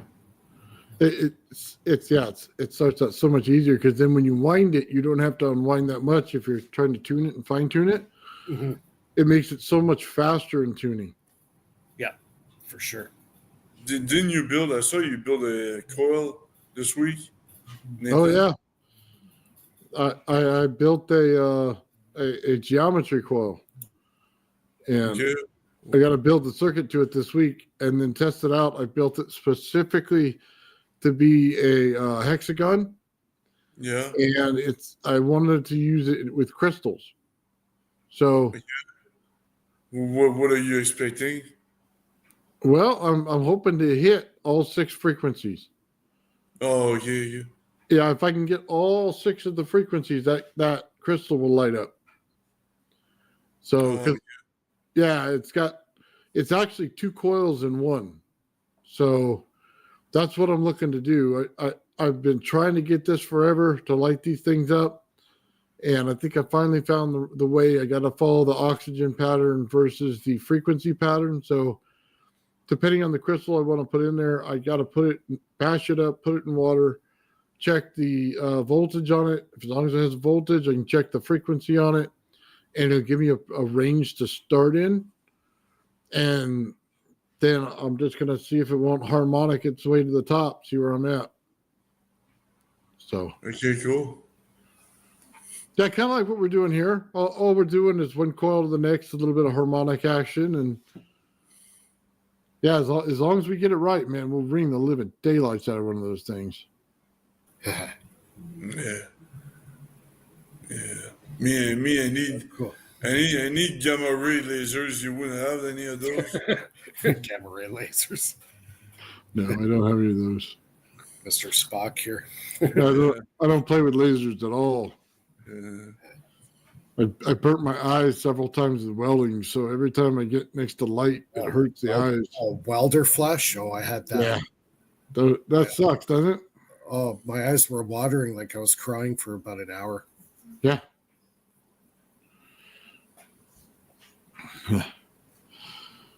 Yeah, that welder flash sucks, man. I sold my welder right after that. I was done working on my car, and I said, I'm done. Yeah. Every time I go to a fireworks display, I like squint or look away. Yeah. I don't want to get that welding flash again because I know how much it hurts. Mm-hmm. Oh, it hurts that bad? Oh, yeah. Oh, yeah. You don't want it. Yeah, they put the stuff in your eyes. Feels like they're putting cotton balls in there with your eyeballs when you go to the ER for it, which I've done twice. And yeah, I've been to the ER several times. You got chunks of metal in my eyes. Yep. You know what I mean? Yeah. Everything. Metal fragments in my eye. I had one stuck in my cornea. You had to pick it out with a needle. You had to freeze my eye, and then you get the needle and dig it out and pop it out of your eyeball. Oh yeah. I still remember that feeling, him digging it out. I'm like, Oh, So did he freeze you with some? yeah. Puts the freezing in, then goes in with the needle, picks the fragment out of your eyeball. but you still see it. But you can still feel it. You can feel the pressure when he's doing it. It's, yeah. A couple times that happened. Yeah. But yeah, that's just part of the thing. When you do the stuff we do, I work in machine shops pretty much my whole life. So yeah. Yeah, I rebuilt my Chevy Nova and all the welding that is required to patch it and clean it up. Yeah, you're getting all kinds of stuff in your eyes, your ears. Like, I can't tell you how much sanding putty was in my ears. You know what I mean? It's just, and I absolutely hate protective equipment. It bugs the living daylights out of me. I put on the glasses, they fog up. I put on the ear things, I can't already hear. So all things start to happen around here, falling, and I have no idea what the hell's going on. Yeah, absolutely awful. It's like a train wreck. It's like, dude, just stick with what I'm doing, okay? Well, the last little while, I know I'm going deaf, so I've been using ear protection more and more at work because I'm starting to feel it now, or notice it, and my family thinks I'm already deaf. So, yeah, that's the way it goes. You're the old man, right? That's right. That's how it works. I'm the older man. I'm the older of the old man. The old man, the old man's build. Yeah. You might be older, but I'm telling you, my body's more run down. Yeah, mine's getting there too. I don't know, man. I had a car accident in 2001, and I have all the possible injuries that you can imagine. Ooh. So I don't know. I'm pretty bad too. That's what I'm saying. I'm not better.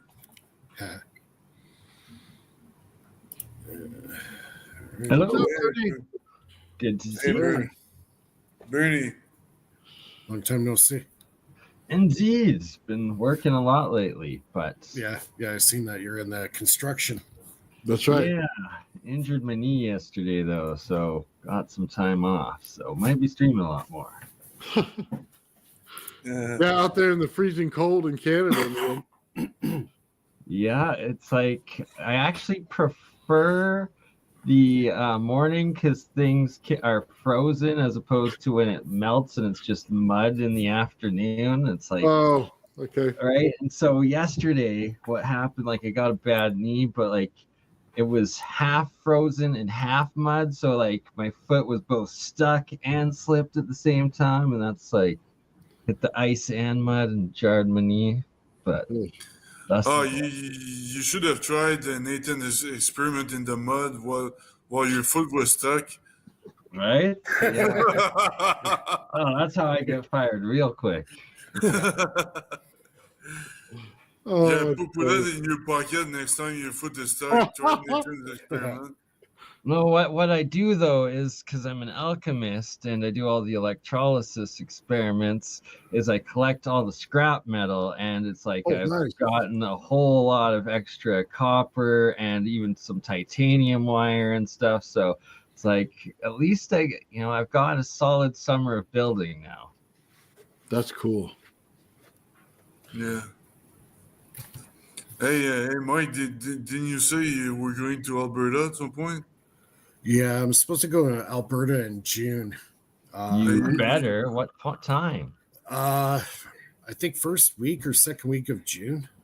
The family is going. We're going. Make it second week, and then we'll keep you for the third week, and you guys can come join our meetup at the Medicine Hat Badlands and the Writing on Stone UNESCO site. Great camping sites. Yeah, I'll have to find out exactly where we're going.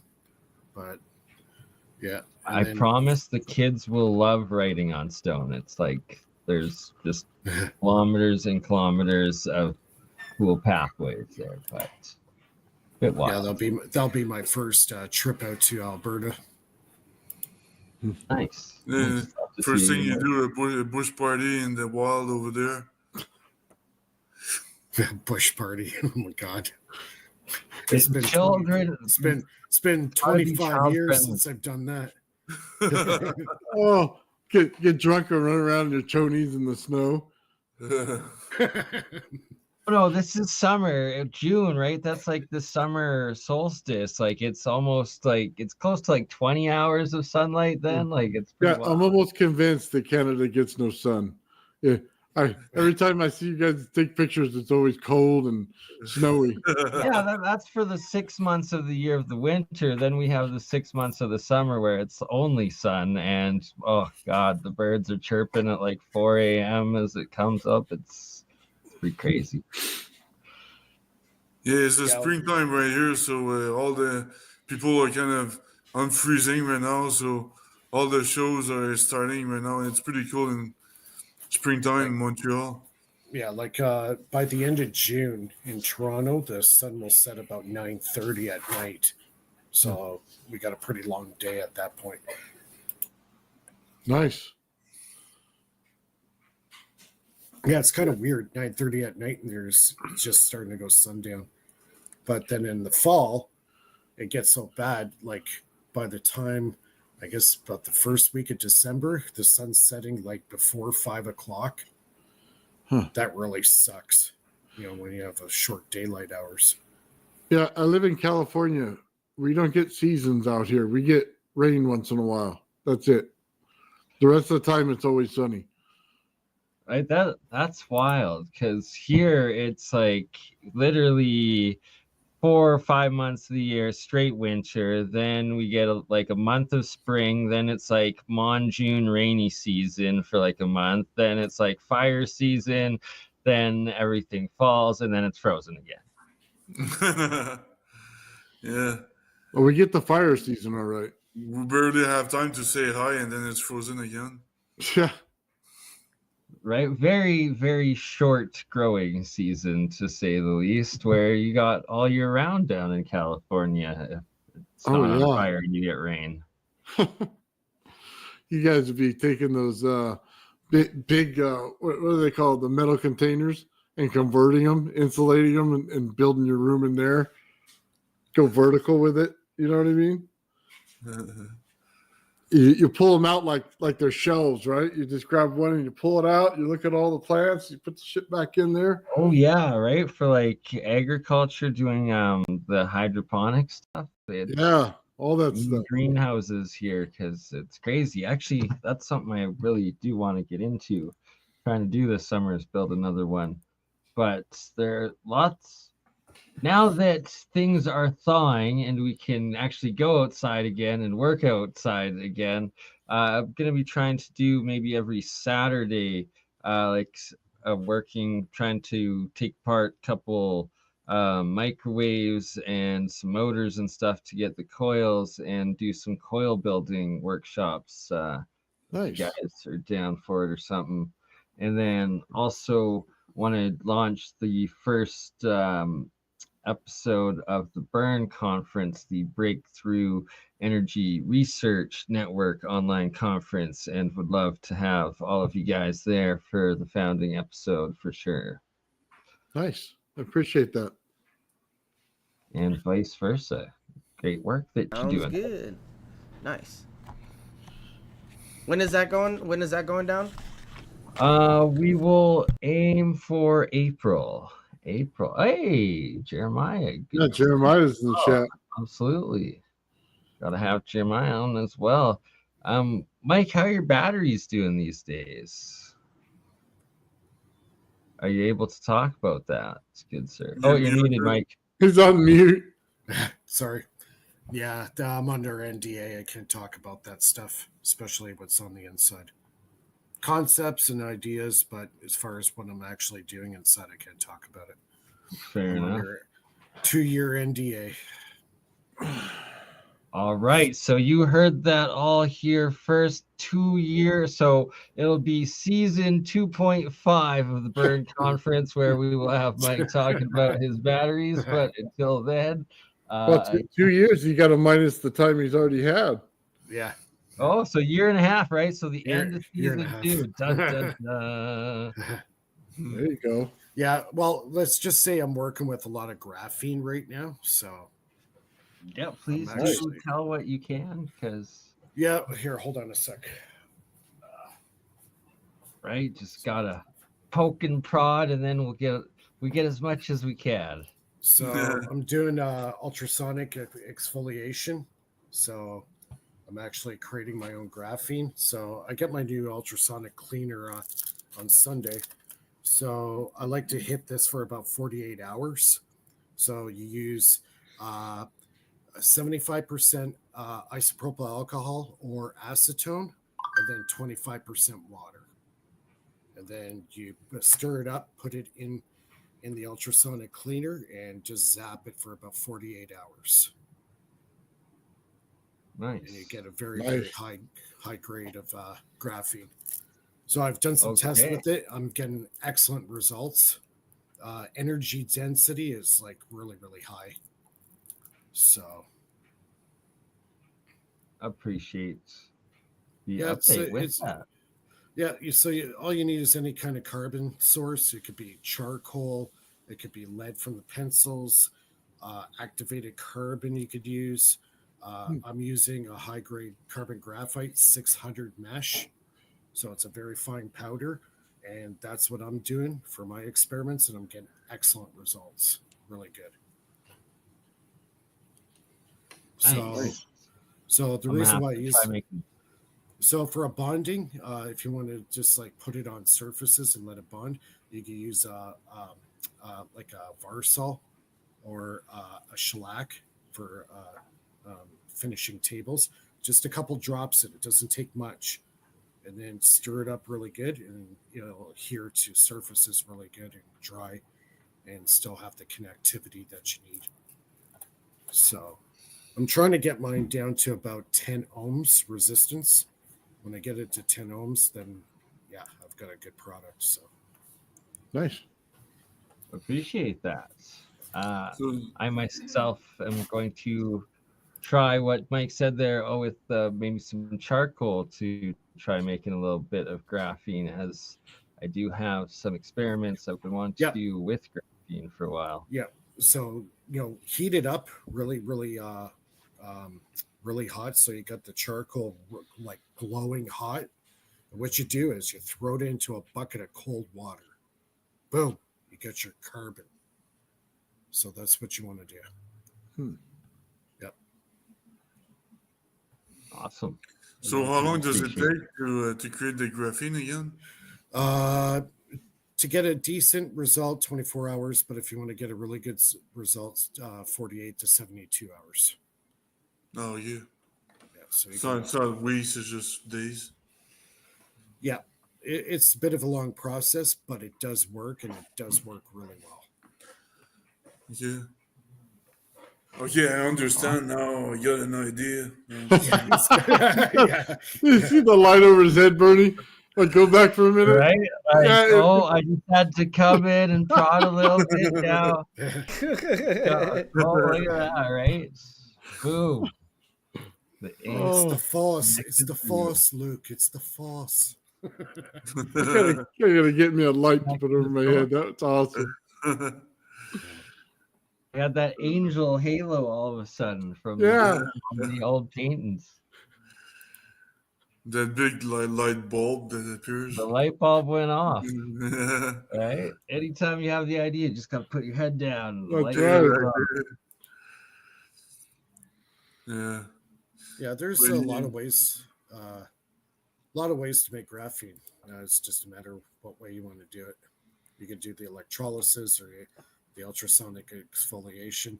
I like the electronic one because you're not really using like crazy chemicals, and it's not a dangerous process where it's going to cause a fire or anything like that. So, right, like it's something you kind of want to do more outside, well ventilated area.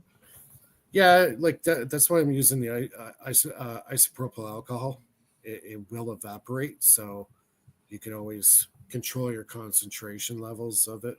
I even seen guys using a certain brand of dish soap and then throw it into a blender, of all things, and then just put it in a blender for like an hour, and they're getting graphene, right? So you get graphene or graphene oxide.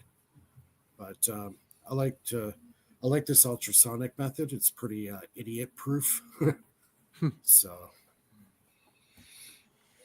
Yeah, and it's like you said, the less chemicals, the better. That's also why I like my electrolysis method with the monoatomics like where it's just salt water and electricity, as opposed to dealing with all the acids and washing and different Well, reactions, yeah. byproducts that come out of it. Well, what I like about the acetone or the isopropyl alcohol, eventually that evaporates, so all you're left with is the graphene in the water. For sure. But So isopropanol, very flammable in a gas state as well, where it's like Sure. got to make sure it is in a well ventilated area. yeah, for sure. Yeah, that stuff stinks, man. Yeah, the acetone I think is worse than the isopropyl. Oh yeah, acetone. Oh, right, like all of the chemicals. Isopropyl, I don't really notice it too much. You have to put your nose right up to it, but the acetone, yeah, that stinks. It's like turpentine. Wow. I smell that stuff from across the garage, man. Yeah, it's pungent. Yeah, definitely. Not as bad as that muriatic acid we used to clean the floors with, man, in the big shop I had. You go in there, you have to ventilate everything, fans everywhere, stuff gets in your lungs. It's horrible. Yeah, got a good chat going on. Agreed. So Yeah, I I'll gotta be get working my on that. energy jam. Yeah, I've been like really focusing on the graphene, and that really helps the charge density of a power cell. So, and supercapacitors. Actually, Laser Saber did a really good supercapacitor. And he was getting quite a bit of current coming off it. So he would get a sheet of aluminum.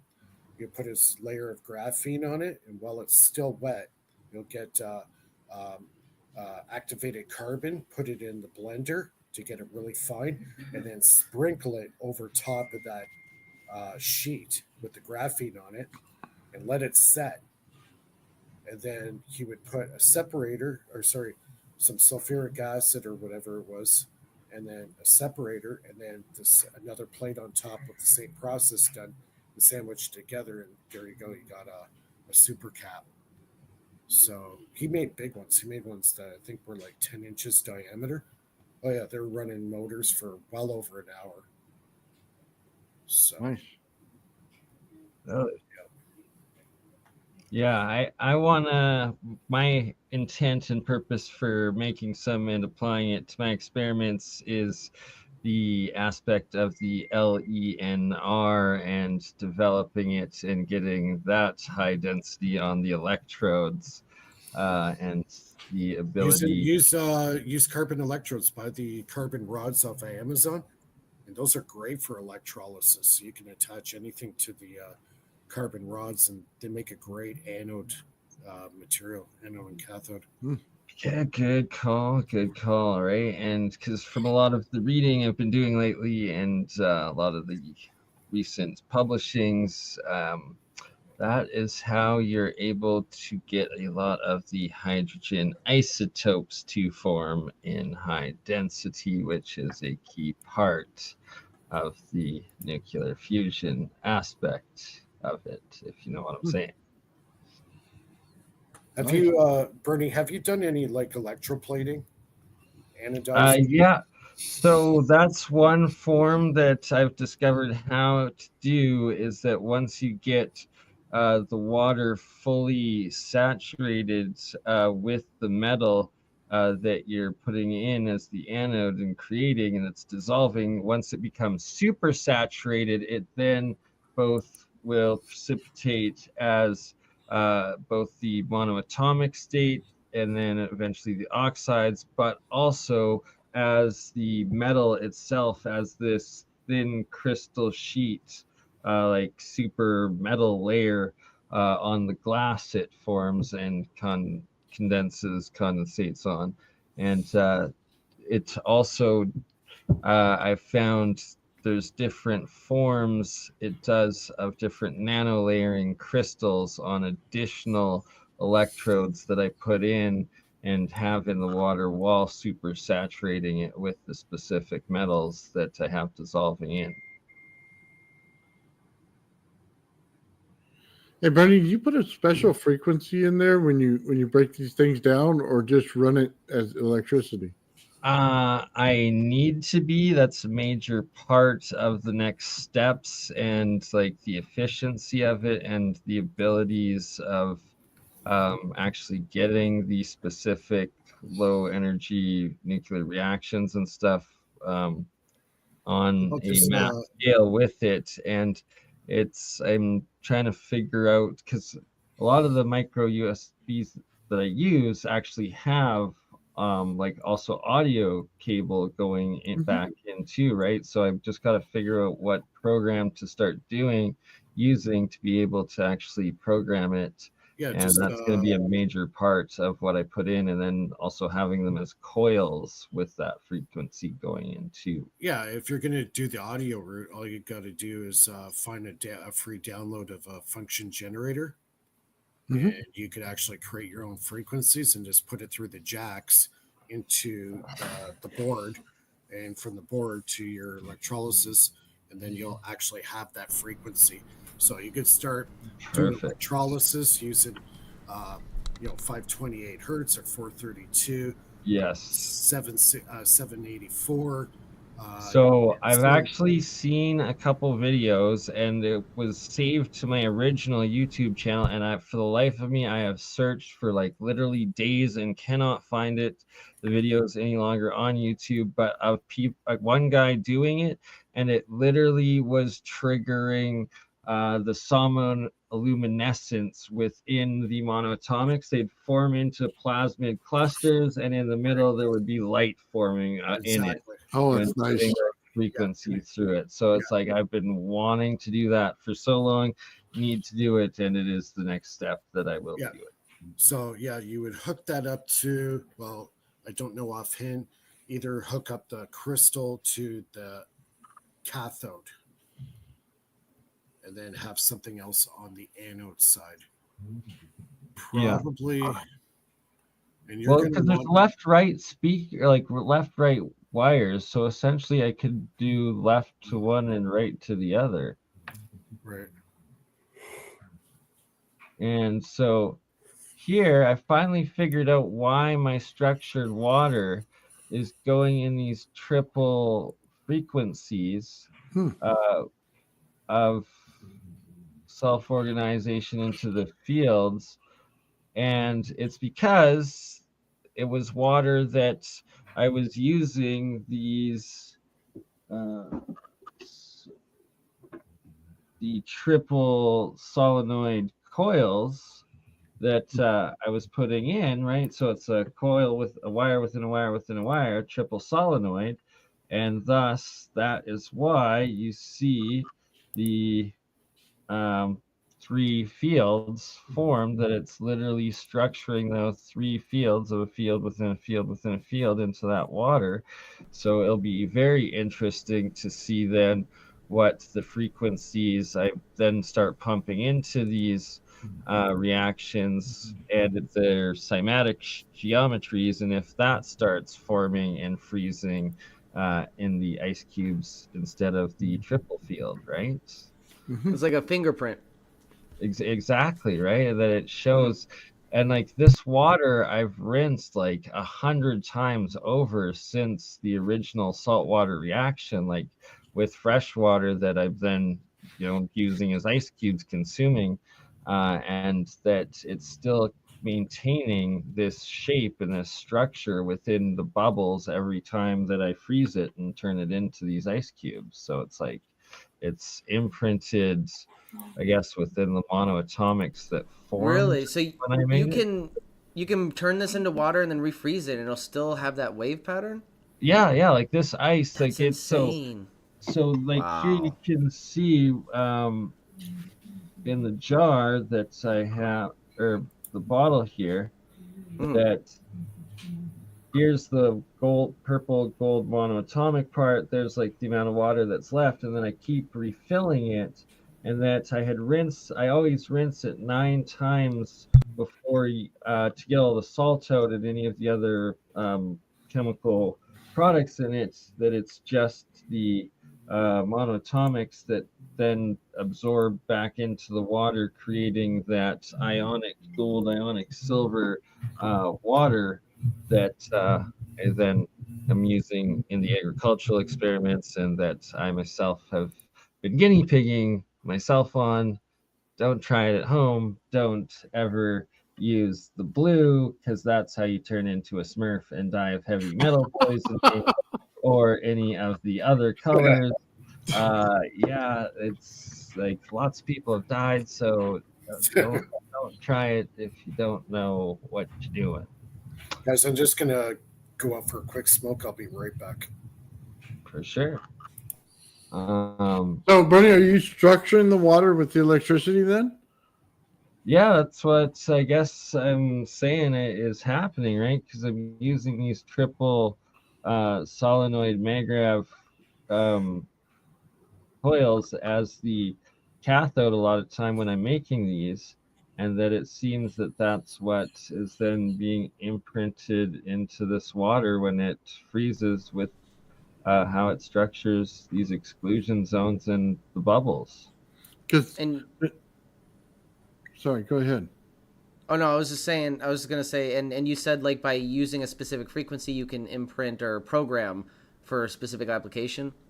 Yeah, exactly. So then it's like I'm sure that the cymatic frequencies, like the specific geometries, all those different sacred geometries that you see of the different solfeggio frequencies and other notes, that I'm postulating or predicting that the cymatic geometry of the frequency that I put into the electrolysis reaction while making the monatomic or doing the electrolysis imprints into the structure then of that water, and that is the geometry and shape that should then be frozen afterwards, potentially.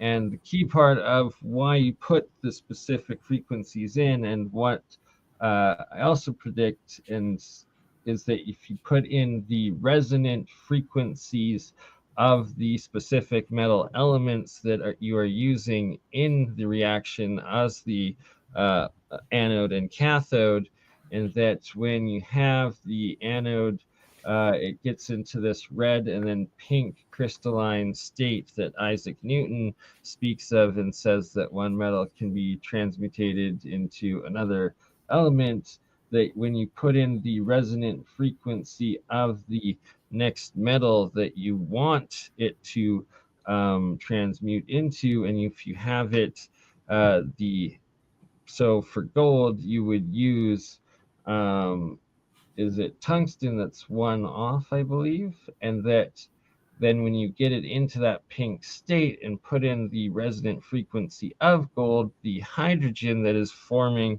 off of the atomic hydrogen specifically that's forming off of the electrolysis reaction will then be able to like bond in with that metal when it's in that state. And that these metals, like when they're in these transmutational states, when it's in like the blue, the green, and the red states, they're actually like jellified. So it's like that it's in this cool liquid state that the oxygen or the hydrogen can easily absorb into, and that it's then that resonant frequency, the cymatic resonant frequency structure of that next pure element up that you want it to take shape into, that it will then recrystallize and solidify that element into with the atomic fusion that happens in it, essentially. So If hold that on. makes sense. There's a Oriental gentleman that did frequency and water. Yes, Maximoto, I believe. Yes. So when you're making snowflakes and stuff like that, when you put the geometry in there, that's what you're going to start to get in there. Instead of just the coil waves, you'll start to get the shapes of like snowflakes and stuff. Yeah. It's like structuring water, the fourth state of water, or whatever they call it. When you structure it, Yes, and sir. you put the fractals. yeah. Yeah. So yeah, you got some cool stuff going on there with that. I would watch his stuff, man, and try to figure that out. I've looked a lot into Maximoto's work, but yes, I do need to go deeper into it. We should do a series together on it, old man. Yeah. Well, the Um, fractal geometry is awesome, man. When you can start putting the fractions together to build it, and then you can start building more than one frequency, and depending on the structure you're looking for, 5 frequencies, 6 frequencies, so to build it just like a crystal, and then you can really get the shape in there for the snowflake that you're looking for, or if you're looking for that.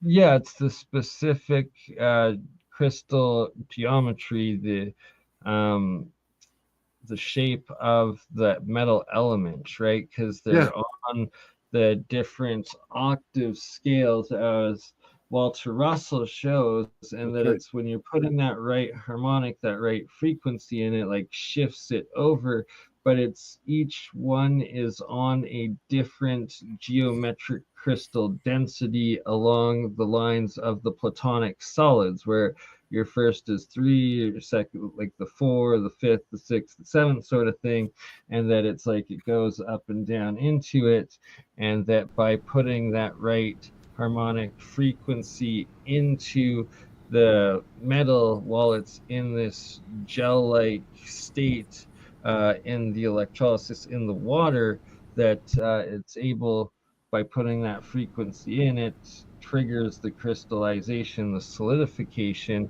where you're getting the phase shift back into the solid state without using or needing this mass energy transfer. I would like to see like maybe, I know microscopes are a little expensive, but maybe like a magnifying glass, if you can get like a big one and then put the ice underneath like a light, so we can kind of get like a close-up look of it. Absolutely. And so what I have on right here, just while it's still up there, that's these triple solenoid copper coils, and that's sealed, suspended in a jar at room temperature, where they're in this pink red state, suspended, active for like about 8 years now that it's in this. And it's like, so it's this potential hot or like energy active state of metal, and that I predict that it's probably a hydride compound, or hydrate, like where it's more hydrogen like bond sort of with the metal that forms, as opposed to the blue oxides that also happen. Oh, is that what's at blue the top? The blue stuff? Yeah, It's a the pretty blue and the color. green is there's there's the blue and the green oxides. So it's like probably one, and then the green's probably 2 or 3, or might be an oxide and hydride. It's like that's why I need to get all of these tested. But it's that with every metal that I use with the pure metal elements, both as anode and cathode, when doing it, that I get them into these same colored states and suspended in them indefinitely. All right, Mr. Mike, what you showing us, sir? Ooh.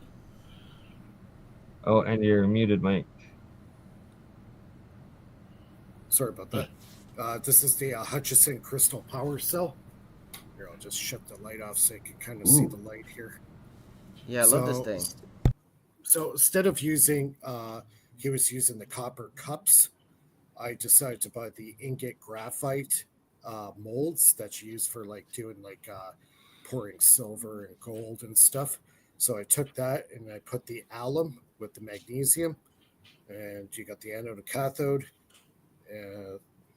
The anode is the graphite, and the cathode is where the magnesium is. And all you have to do is just put water in it, and you got power. So this is putting out about 2.85 volts. Just add water. Yep, just add water. So I put water in this 2 days ago, and it's still going. Nice. Really? Powering for 2 days? Yep. You just add, deionized water or filtered water in it, and just saturate the alum. So I've wrapped the alum in a paper towel. That's the separator between the alum and the anode. and you wrap it up and close it up and just pour your water on top. It'll take about 2 days for the crystal structure to form, but after it forms, you'll get maximum power out of it. And then all you have to do is just wet it every couple days, and you got power. And you can line And these up. could you wrap it with like a saran wrap or something like that to prevent the No, water from it has to evaporating, be- or does the water need to evaporate as part of the reaction? To keep Yeah, the water is part of the. See, when the crystal forms, the water creates the conduit, the connection to make the ionic flow from the magnesium to the anode. All right. So that crystal structure has to get formed. So initially, when you start it up, you might not get great values out of it, but let it saturate it really, really good. Just let it sit for a couple of days. That crystal is now going to form. And after it forms and creates that structure, then you just add water to it and boom, you get great power out of it. I actually got more power 2 days later. So This would be a great idea for like people who are looking into renewable energy, who want just a battery, and they're like, say they're doing permaculture or something, just want a battery that kind of revives itself with the rain or something, you know? yeah, or exactly. off So you can grid survival, anything, Yep. right? Yeah. Or just just put them outside, run your lights outside, have about 5 or 10 of these hooked up in series, and you can power quite a few of these lights. Can you attach a light to it and see how long it's gonna last? Well, this has been going for 2 days since I last put water on it. So, mind you, Oh, it's- okay. So it's a little. I didn't see there's a LED light there. yeah, we got the Yeah. LED light. So, if you get it like say 4 or 5 of these lined up in series, yeah, you could run quite a few of these LEDs. Okay. And even like the morning dew in the morning, that's enough moisture to saturate these and get it running again. If it rains outside, boom, even more power. Cool. It's a rain potential. Yeah, you can bury Rain these in the battery. ground. You could bury these. Could be like earth batteries. Just bury them in the ground. And just the Cool. natural moisture from the ground will keep them running. Nice. But it never rains in California, so Nathan is gonna Yeah. well, I guess you got to be by the ocean or the morning mist. The morning mist. I'll give it some morning mist. Yeah, I'm sure you would. Yeah, all you guys with your potty thoughts in the live chat. Oh Yeah. man, Yeah, I wonder what beer would do. yeah. Yeah, guess one there's only drop one for way to you, the find rest out. for me. Beer get it power it stronger, or does it eat it away and bake it less? Right? Yeah, that's science. You're gonna have to try. Well, that's the beauty of using the alum. The alum protects the magnesium. That's what Bendini found out. Experimenting, use alum, and your magnesium will last for a very, very long time.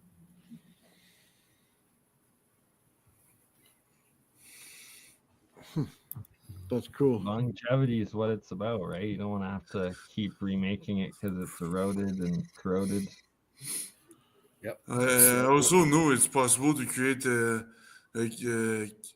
current with a different in temperature. Yep. Yep. That's thermoelectric conversion. Yeah. So I've been looking into that extensively. Because in Canada, it's pretty during the winter. It's pretty cold on the surface, but if you go deeper, it's much warmer. So there's a huge difference in energy, in temperature there. We could definitely harness that. Tell Trudeau to make a move before he leaves. Yeah, it costs you a ton of money in Canada to get thermal put in your house, dig all the Yeah. holes and stuff. Yeah. Pretty Here we go, the expensive. holes again.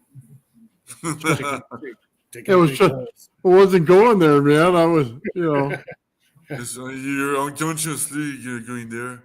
yeah, I was thinking Mike Holmes, not John Holmes.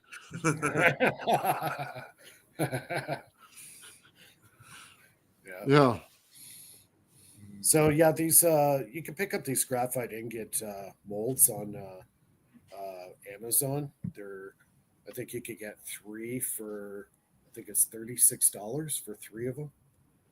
So you could start with that. I like to get a few more of these and just hook them up all in series. Just amplify the power. Absolutely. I want to try to get some sort of like light all my LED like Christmas lights and stuff outside hooked up and working by something by the end of the summer. This would be perfect. And you pick up alum at the bulk bar, and yeah, it's like $10 a pound or something like that. Very nice. It's the alkaline earth metals that are the expensive, hard to get ones that I need some of, apparently, to further the fusion side of my experiments. Yeah. I've been working with a lot of the reactive metals, so you got to be careful, especially if you're want to experiment with potassium. It's highly reactive, actually explosive. Yes. So, yeah, that's something you got to be careful with. With the sodium, potassium, is that? Oh God, yeah. We're talking boom. Oh yeah. I saw, what was it? Some guy on YouTube. He grabbed. Oh yeah, he had a block of sodium, and he decided to throw it across the river, like you know how you skip rocks across the water. Yeah. He threw the damn thing. I should try to find the video. It's hilarious. It's like a size of a hockey puck, right? Yeah. Skips it across the water. Goes boom, boom, boom. Oh. Bomb. Nice. And then it blows in the air and comes back down again, hits the water, and then explodes one more time. Oh, Nice. man. It was wild. It's like a grenade that blows twice, you know? Yeah. Yeah, it's like C4, man. Yeah. Nice. And just potassium on water. Potassium or sodium.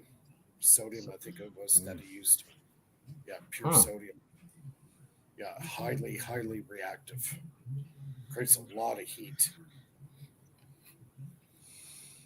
So, like the key, the big hurdle with a lot of the battery technology right now, what kills the battery is the dendrite growth. So, if you start using reactive materials like potassium or not so much magnesium, but potassium, sodium, cesium, all those guys there, they'll create heat, and it will start burning into your sacrificial cathode, and that's when you get the dendrite growth. And eventually, if the dendrites get big enough, they'll short the battery out and kills the battery. So, yeah, you have to be very careful in the balances of elements that you're using. So, like the last basically 8 months, I've been experimenting with pretty much every element I could think of. And some have good effects, some have detrimental effects, is how you use it, right? And the dendrite growth, definitely an issue that you have to overcome. So that's all part of the R&D I've been doing. Very nice. Crash course in brain surgery. Yeah. Mike Faraday 101. Yeah. Yeah. So, you guys want to continue, or you want to call it a night, or how's everybody doing? I'm probably gonna call it a night myself. You guys can continue if you want. I gotta get up early in the morning. Unless you have a gamma ray lasers, we'll continue. Otherwise, I'll call it a night. Yeah. Well, we did a good stream. We went overtime tonight. That's cool. We had a really good live chat tonight. Thanks a lot, chat. Don't forget to like, subscribe, and share the channel, as well as Bernie's. I also have a members. If you haven't become a member, you can also become a member of the YouTube channel, and also Bernie as well. Yeah, I got pushing 500 videos on my channel, plus all the live shows that we've been doing the last couple of years. I started off with Bernie, and he's on again tonight. It's been a while since we actually did a show together, so that was good. Much love, Mike. Thanks for having me, and I'll try to make it on time for next Friday. As been doing an awesome job, consistent every Friday, and got to hop on with all you guys more.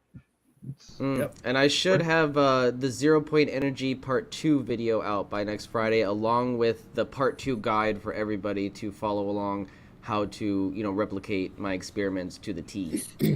Nice. Yeah, now work on that new LC circuit.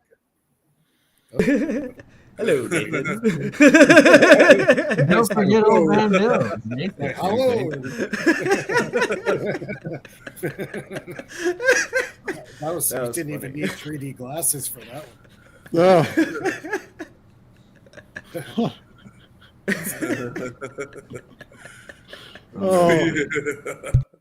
Always gotta have fun, huh? Yeah, exactly. Indeed. So I look forward to your next Star Trek episode, good sir. Oh my god, dude. Okay, I gotta tell you this story. We're talking about organites, right? And how to build them in layers and stuff, right? And Joe and I were screwing around like a month ago talking about it. And before we met this guy, 8 Center, and we were laughing, calling it like a butt plug, for the rich. They can just shove it up their ass and they'd have it, right? So then he comes on and he's doing this cast with us. And then Joe and I are laughing at each other going, oh man, they stole our idea, right? And then just out of the blue, dude, got totally serious. He goes, you mean the butt plug? And then it was like a whole fucking 10 minutes of a butt plug story, dude. It was fucking hilarious. I should send it to you, man. It is absolutely off the chain, man. And yeah, they just have you rolling. It's like a Star Trek episode in itself, dude. Organite butt plugs that you fucking put in to energize your app. It's all fun and games until you accidentally pick one up. Get plasmoids in your butthole. So, if you ever have an OnlyFans account, it's going to be Old Man Builds Organite Butt Plugs.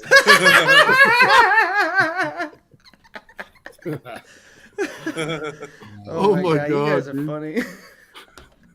Good. Love you guys. I tell you, man, sometimes the conversation just goes off the rails.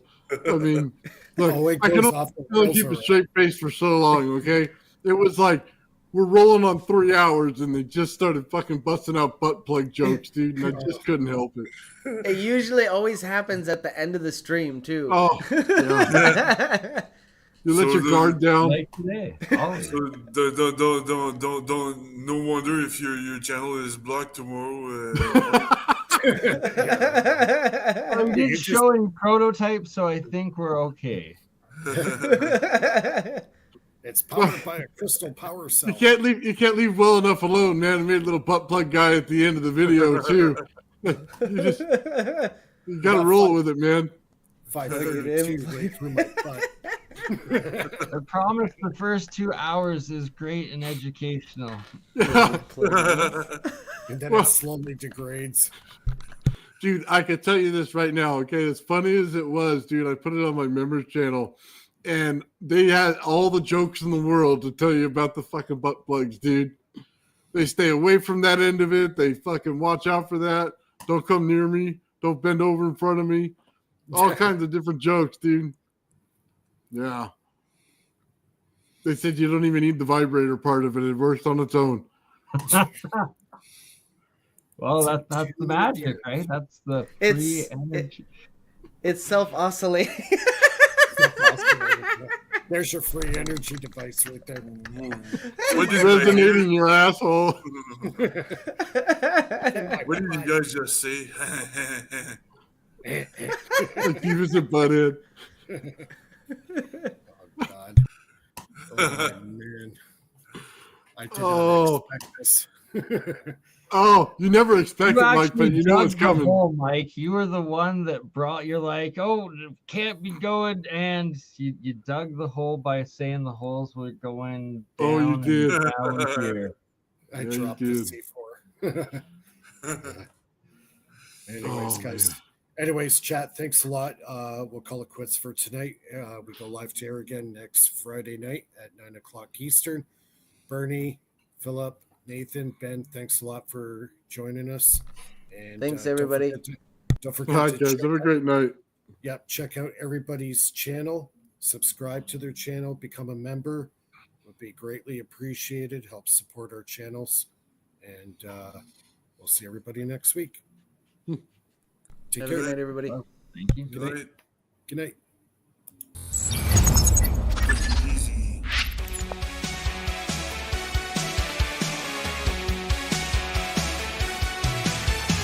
In the depths of hidden files, trapped inside the secret circuits, unraveling through the miles. Oh, truth was masked by coded curtains. I'm poop. I've been streaming for We're shattering the silence. Feel the power. Revelations on the rise. almost there. Yeah, almost there. The ice train. It's the ice train. From the shadows, light Alright, guys. emerges, Have a good night, breaking everybody. through the veils of dark. 0 points and gravity converge, yeah. Dying voices, revelation start. Ancient whispers Thanks, call. Jessica. They're begging us to Thanks, open Ulysses. our eyes. Appreciate you guys. We stand tall. You guys have a good night. Defying all their lies. Even in now, we're shattering the silence. Feel the power. Revelations on the rise.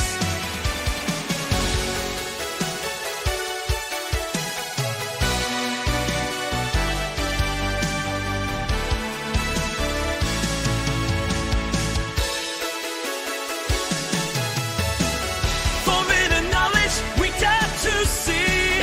Unveiling secrets, setting minds free. In this epic, we play our part with fearless hearts. And now, we're shattering the silence. Feel the power. Revelations